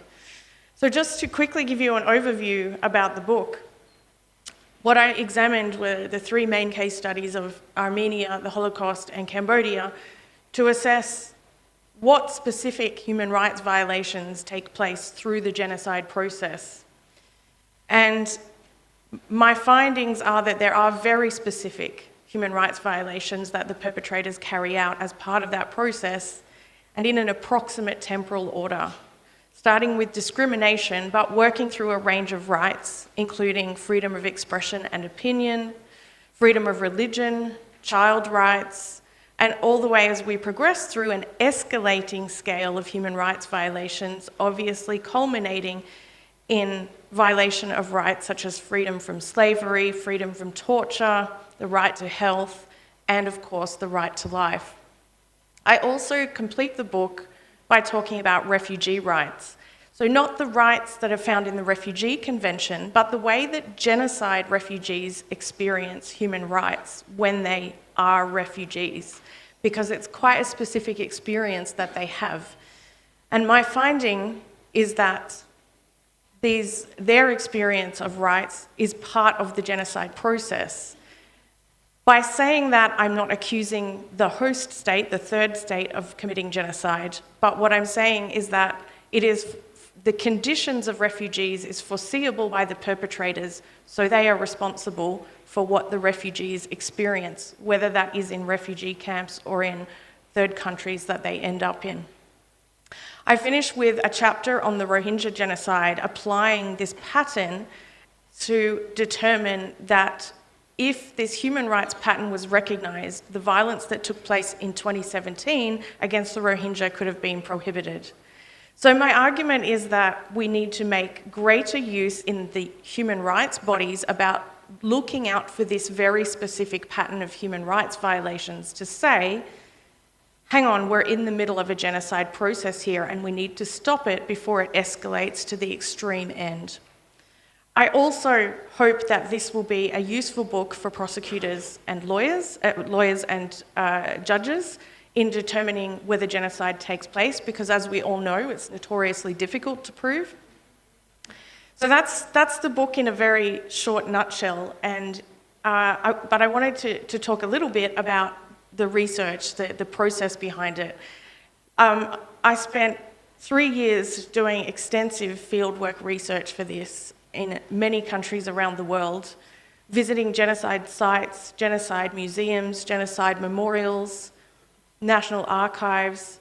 I have interviewed survivors of the Holocaust and the Cambodian genocide and the Rohingya genocide, and I have drawn substantially from testimonies and memoirs of victims and survivors of the Armenian genocide, the Holocaust, and Cambodia.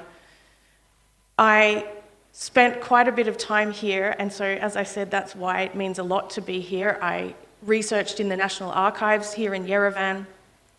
I researched in the library at the American University of Armenia, and I researched in the library at the AGMI.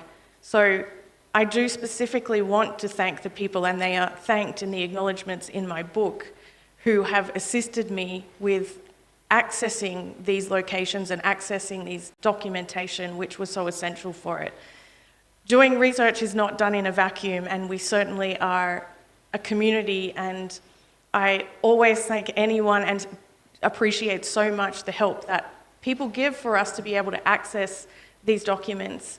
And we come from a long way, and we don't have a lot of time, so we need to make the most of it. And you know, I also really appreciate the time that people take to spend with me to interview them. In the case of this book, it was the majority of interviewees were survivors. I also did interview some UN and NGO representatives who work in Cox's Bazar as well.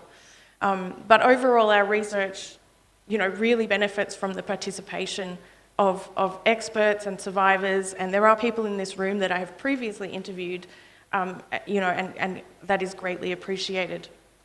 So the research process was quite long for this book and quite intensive, and obviously dealing with this subject matter is a very difficult thing to deal with, but for me, it's about making sure that the victims have a voice and telling their stories. So I found that, you know, you can read these histories of genocide, you know, you can come across books this thick about the Holocaust, a history of the Holocaust, for example.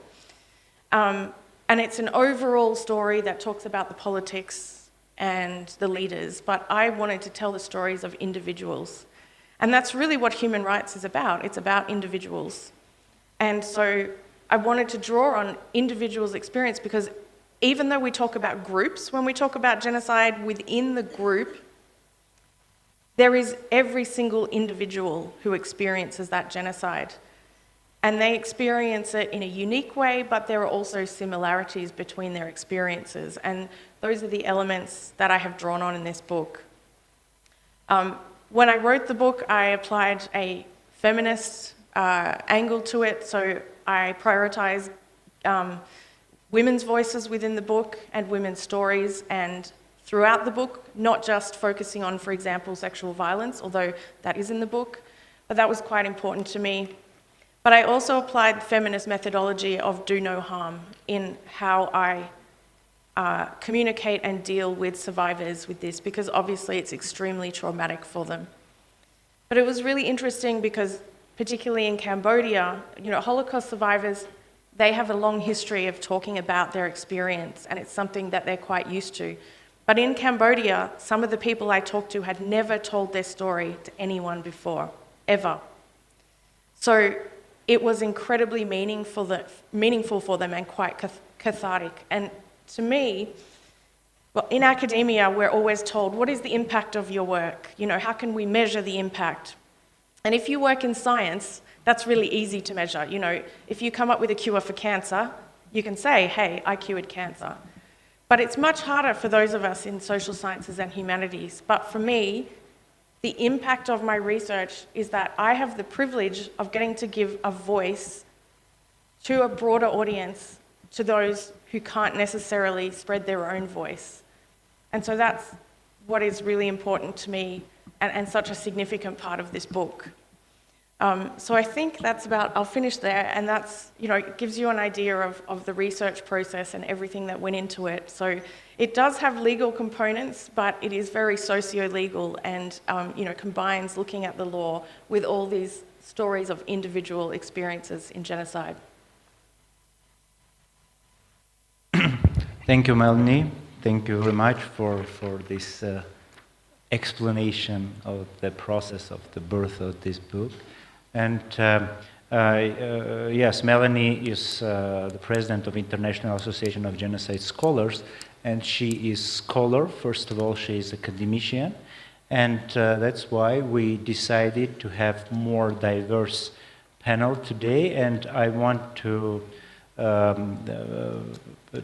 invite next member of our panel, Nicholas Kumjan, who extensively participated in the genocide trials, let's say, on ground, and he was co-prosecutor at the extraordinary chambers in the courts of Cambodia, and he also served as trial attorney at the International Tribunal for the former Yugoslavia, also in trials in East Timor, in some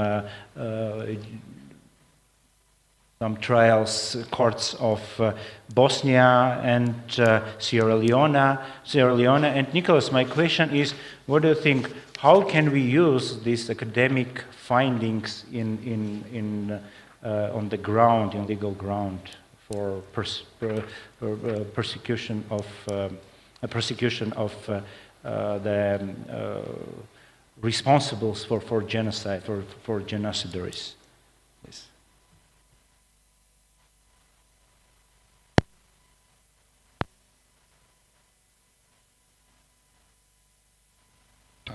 Thank you, Soren. I think this is a very important work of scholarship because it draws this comparison between different situations: Cambodia, the Armenian experience, the Holocaust, and the Rohingya.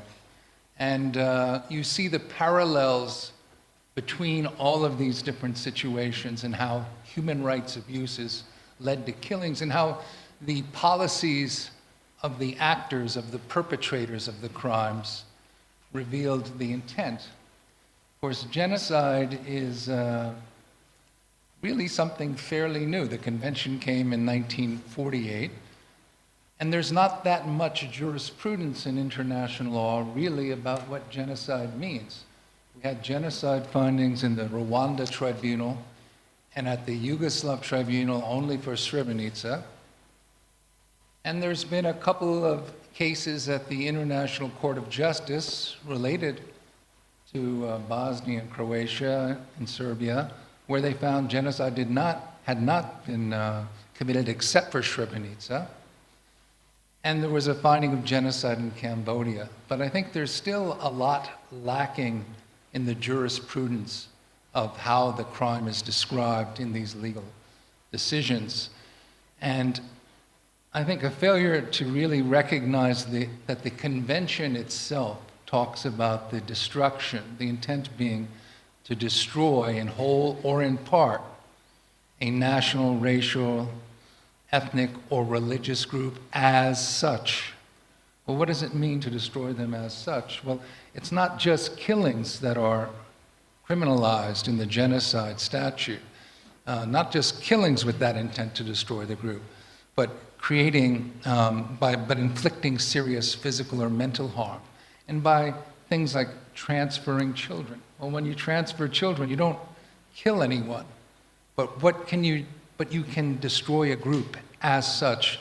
A religious group doesn't exist if no one practices the religion. If you force people to convert, if you transfer children away from their group, the group in a generation will be gone without the children knowing their culture, knowing whether it's their religion or their ethnicity or their national existence.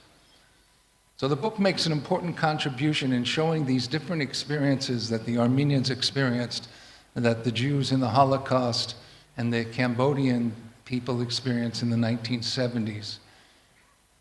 And hopefully it also will make it more clear to policymakers and those that can influence events that there is a time to act before the genocide is completed, is successful. In a situation like the Rohingya, there's a need to stop the inflictions of harms against that community that are ongoing to this day. So I really want to thank Melanie for her scholarship and for the sensitivity of the book in looking at these crimes and the effect on these victim communities in each of these situations. Thank you, Nicholas. Yes, here we have, I want just to introduce you with this flyer. we have discount for the participants of Global Forum for the book of Dr. Melanie O'Brien.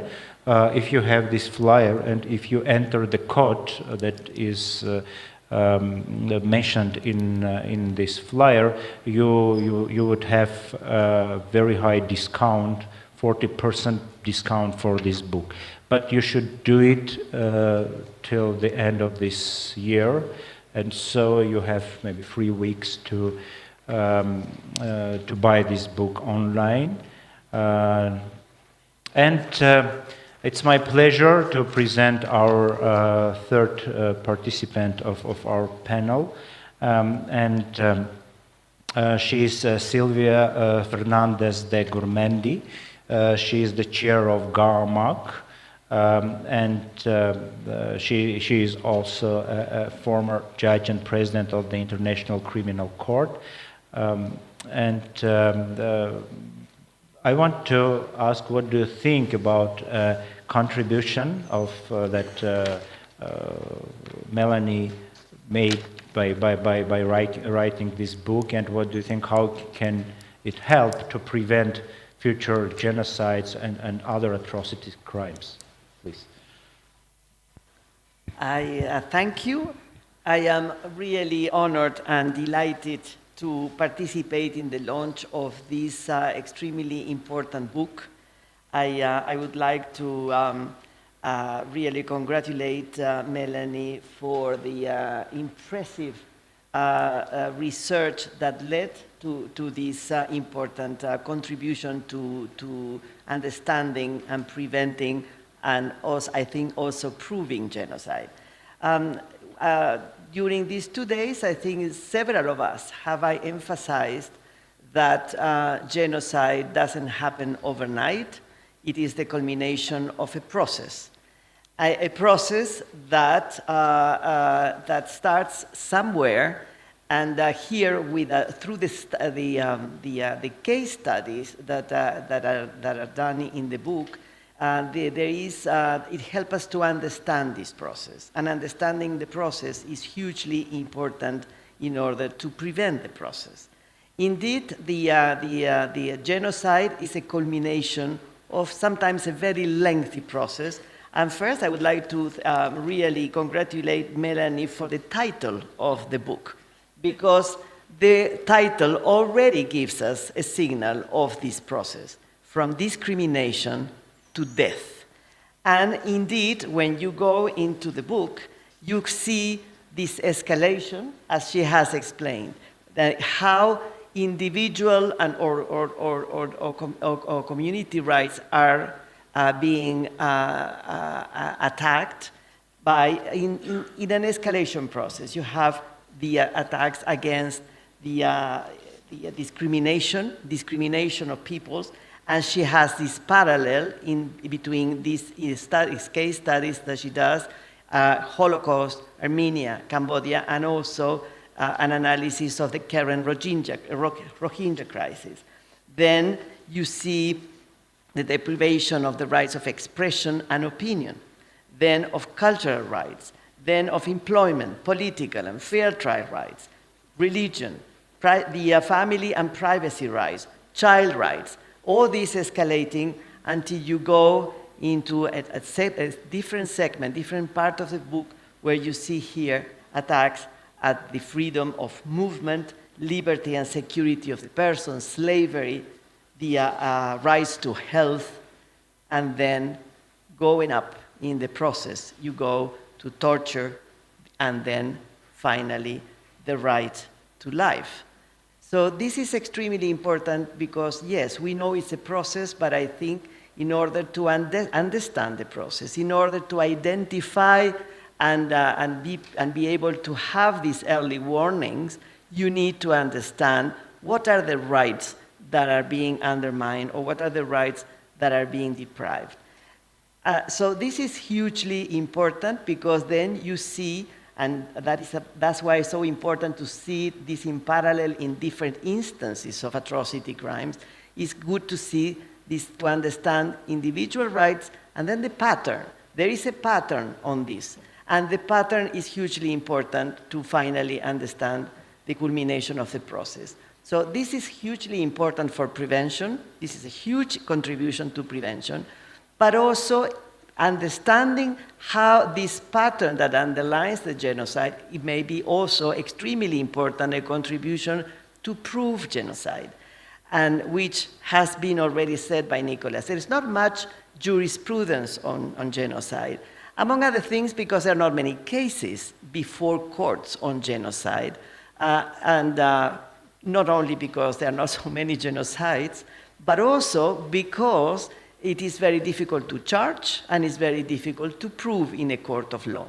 So understanding this pattern is also a contribution to prove genocide.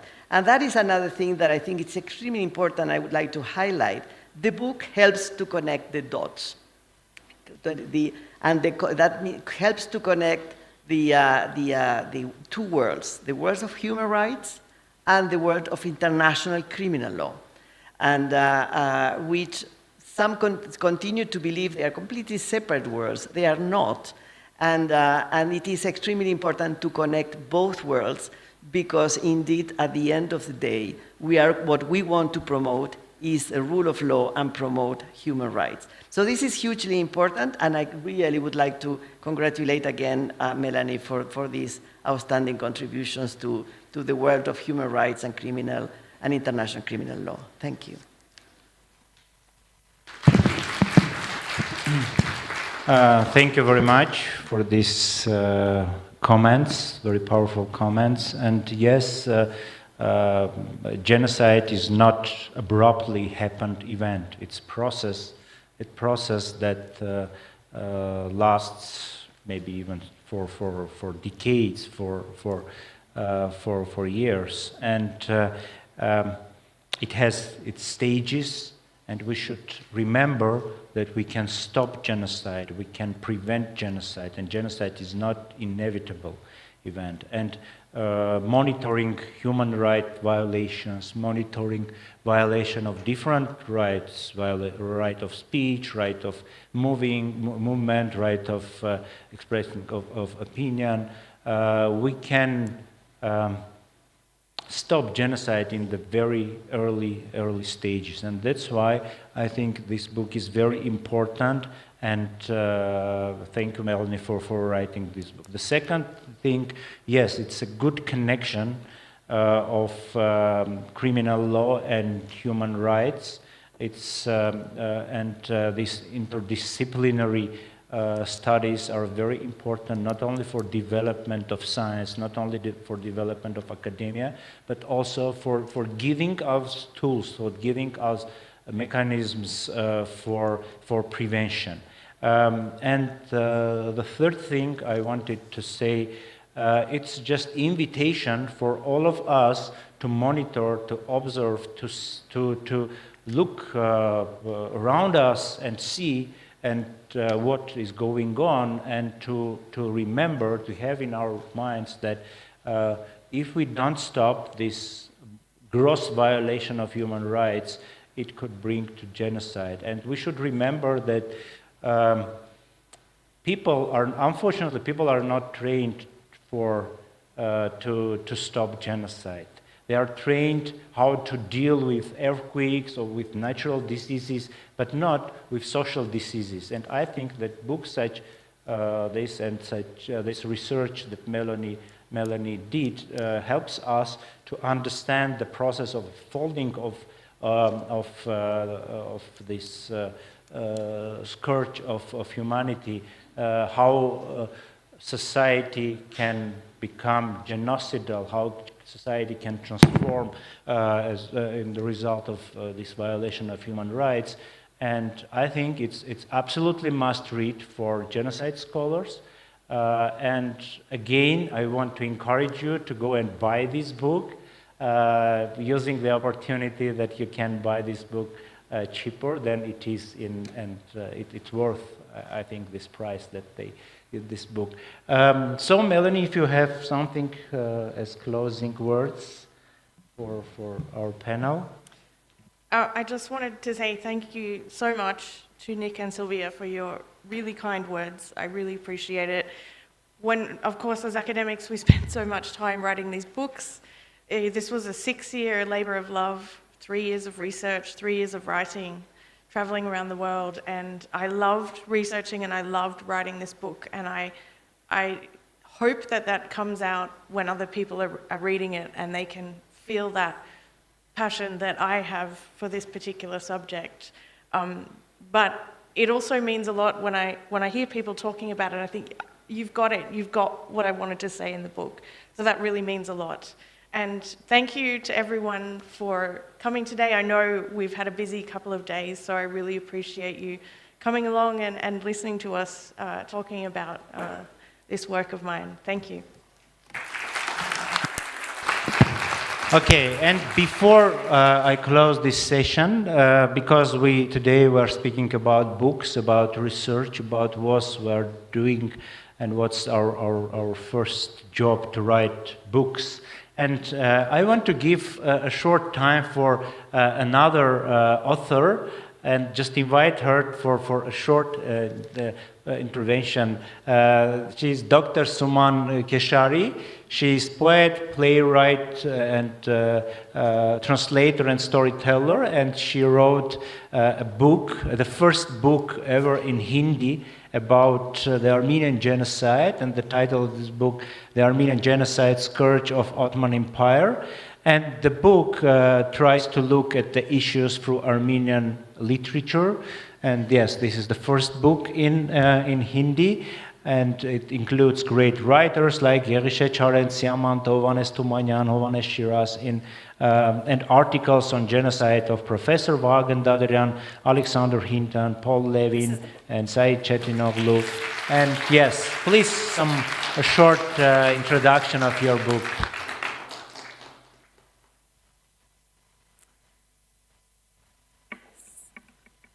So I thank Government of Armenia for giving me opportunity to become a voice against the crime of genocide. Our times are characterized on one hand by an awareness of crime against humanity. This conference is an example of such awareness, but unfortunately on the other hand, technology. But unfortunately, on the other hand, the tendency to rationalize acts of genocide and normalization of violence still persists.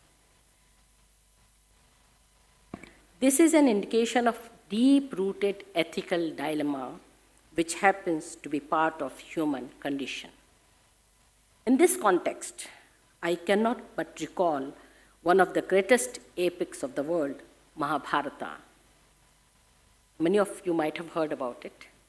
This epic apparently is a tale of fratricidal war, but in its ambition and scope, it is an encyclopedic reflection on human condition. Poetically, it is constructed most competently, and yet, at the close of the narration, we find the poet, Ved Vyasa, not elated at his great achievement, but bitterly expressing his frustration about his failure in making fellow humans to listen to the voice of conscience. He says, Urdhva bahu viro mayesh na cha kaschin shrunoti me dharmarthascha kamascha sa kimartham na sevyate. It was written more than 2,000 years ago. We hear him lamenting. Nobody listens to me.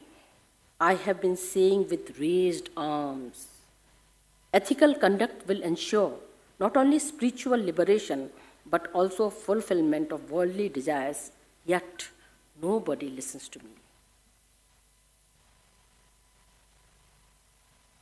This epic was composed more than 2,000 years ago, and sadly the poet's lamentation rings true even now. Why otherwise we would be sitting here today reflecting on the ways and means of preventing genocide? I am glad that United Nations Human Rights Council resolution on genocide prevention of 2022 expresses concern at the spread of disinformation and misinformation, particularly on social media platforms. Even more importantly, it underlines the need to preserve cultural heritage so that bridges between various communities and traditions are built and all stakeholders can feel equally involved. Here, I must underline the absolutely crucial role the literature, its academic studies, and the other humanities disciplines play in the process of such bridge building. I must also underline the need of sustained and systematic dissemination of these subjects at all levels of the formal education system. Neglecting these subjects leads to the void in conscience, which is used by the forces of hatred and intolerance in the creation of binary of self and the other, and blaming the perceived other for all the problems in society. Literature, by its very nature, provides a window to the world and mind of such other, and thus functions as a powerful antidote to spread the hatred. It counters the effect of overflow of disinformation and misinterpretation of data. The chief device of literature is that of entering the other's soul. We call it parkaya pravesh, entering the other's soul. It builds the bridges between human across the cultures and civilizations. It sensitizes us to the suffering of both self and the other. This role of literature has become unprecedentedly significant in this area of post-truth.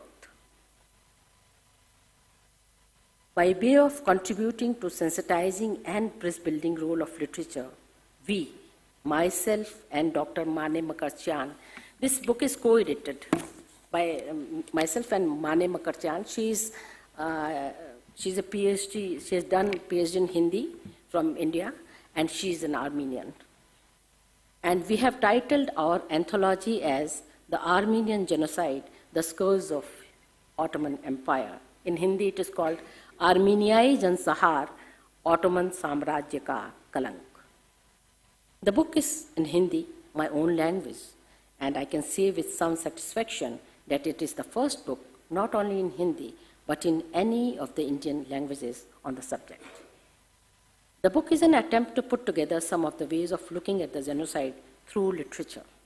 We have translated for this book the works of Armenian writers and poets like Yegishe Charens, Siamanto, Hovhannes Thumanian, Ruben Sevak, Paruir Sevak, Hovhannes Shiraz, Daniel Varujan, Mugesh Galshayan, and Hamaste, and have also included works by Keith Garibian, Fortner Anderson, Nazwan Darvesh, and Fraz Victor Werfel. Being a poet myself, I have included 2 of my poems in this anthology. The works included here bring before us the tragic memories of the past and offers an opportunity of reflection on our present and future. The book is divided in 4 sections. The first consists of first-hand testimonies of the sufferers of the genocide. The second carries the poems by Armenians and non-Armenian poets. The third part contains short stories and excerpts of novels. And in the fourth one, you will find essays by Vahakan Dadrian, Alexander Laban Hinton, Paul A. Levin, and Said Chetunalu. He is a historian from Turkey, and he has written about how economically the Armenians were, tortured and all. So these essays reflect on causes of genocide and the ways of teaching about it, especially Paul A. Levin's article from museum to schools it was. Most importantly, we have also included the maps indicating places of genocidal killings and photographs of victims of brutality. The Armenian embassy in New Delhi, I must thank embassy in New Delhi, and they were very helpful in our project, and the then ambassador, His Excellency Mr. Armen Martirosyan, was kind enough to write a foreword. I also thank His Excellency Ambassador Yuri Babakhanian for giving us all support. He is very helpful. He's the ambassador now, and he's very helpful. And I really am thankful to Armenian Embassy in Delhi. While preparing this anthology, Mahatma, which literally means great soul, and we call Gandhi Mahatma Gandhi. While preparing this anthology, Mahatma Gandhi, the architect of great non-violent mass movement against colonialism, was constantly at the back of our mind. I wish to end this presentation by recalling the words of another great soul inspired by the Mahatma, that is Martin Luther King Jr., who reminded us, the choice is not anymore between non-violence and violence, but between non-violence and non-existence. Thank you. I just want to make a point for that resolution, draft resolution, that we should, it should be like mandatory for all institutions, from school to colleges and postgraduate, all, to study humanities, especially literature, history, and philosophy in all classes from the beginning. At least start with literature, then they can go for history and philosophy. And especially to the ones who are studying technology, science and technology, medicine, and management. Because, as I say, that it is like entering the other soul. So this is a comment from my side for the draft resolution. If it is added, I think it takes time to make the mind, but making of mind, changing of mind is very important. People should know the other is not other. Thank you. Thank you very much. Thank you very much for this intervention, and thank you very much, Dr. Keshari, for this book. Of course, it's very important for us. Yes, Armenian Genocide, book on Armenian Genocide in Hindu. Thank you. Thank you. I don't know Hindu, of course, but it's very exciting to have this book. Okay. Yes, okay. I think hundreds of millions of people know Hindu, and it will be very good contribution for recognition of Armenian genocide. So thank you very much. Thank you very much for participation, not only on this panel, but for this on this global forum. Thank you for your attendance. Thank you for active communications. And I think our connection will be longer than the time that was reserved for this conference, and we will have mutual projects with each other and try to prevent genocide. Okay, thank you very much. And a short announcement for participants of the Global Forum. Now we have tour at the Armenian Genocide Museum Institute. In 10 minutes, I think we should gather near the entrance of the building. Thank you.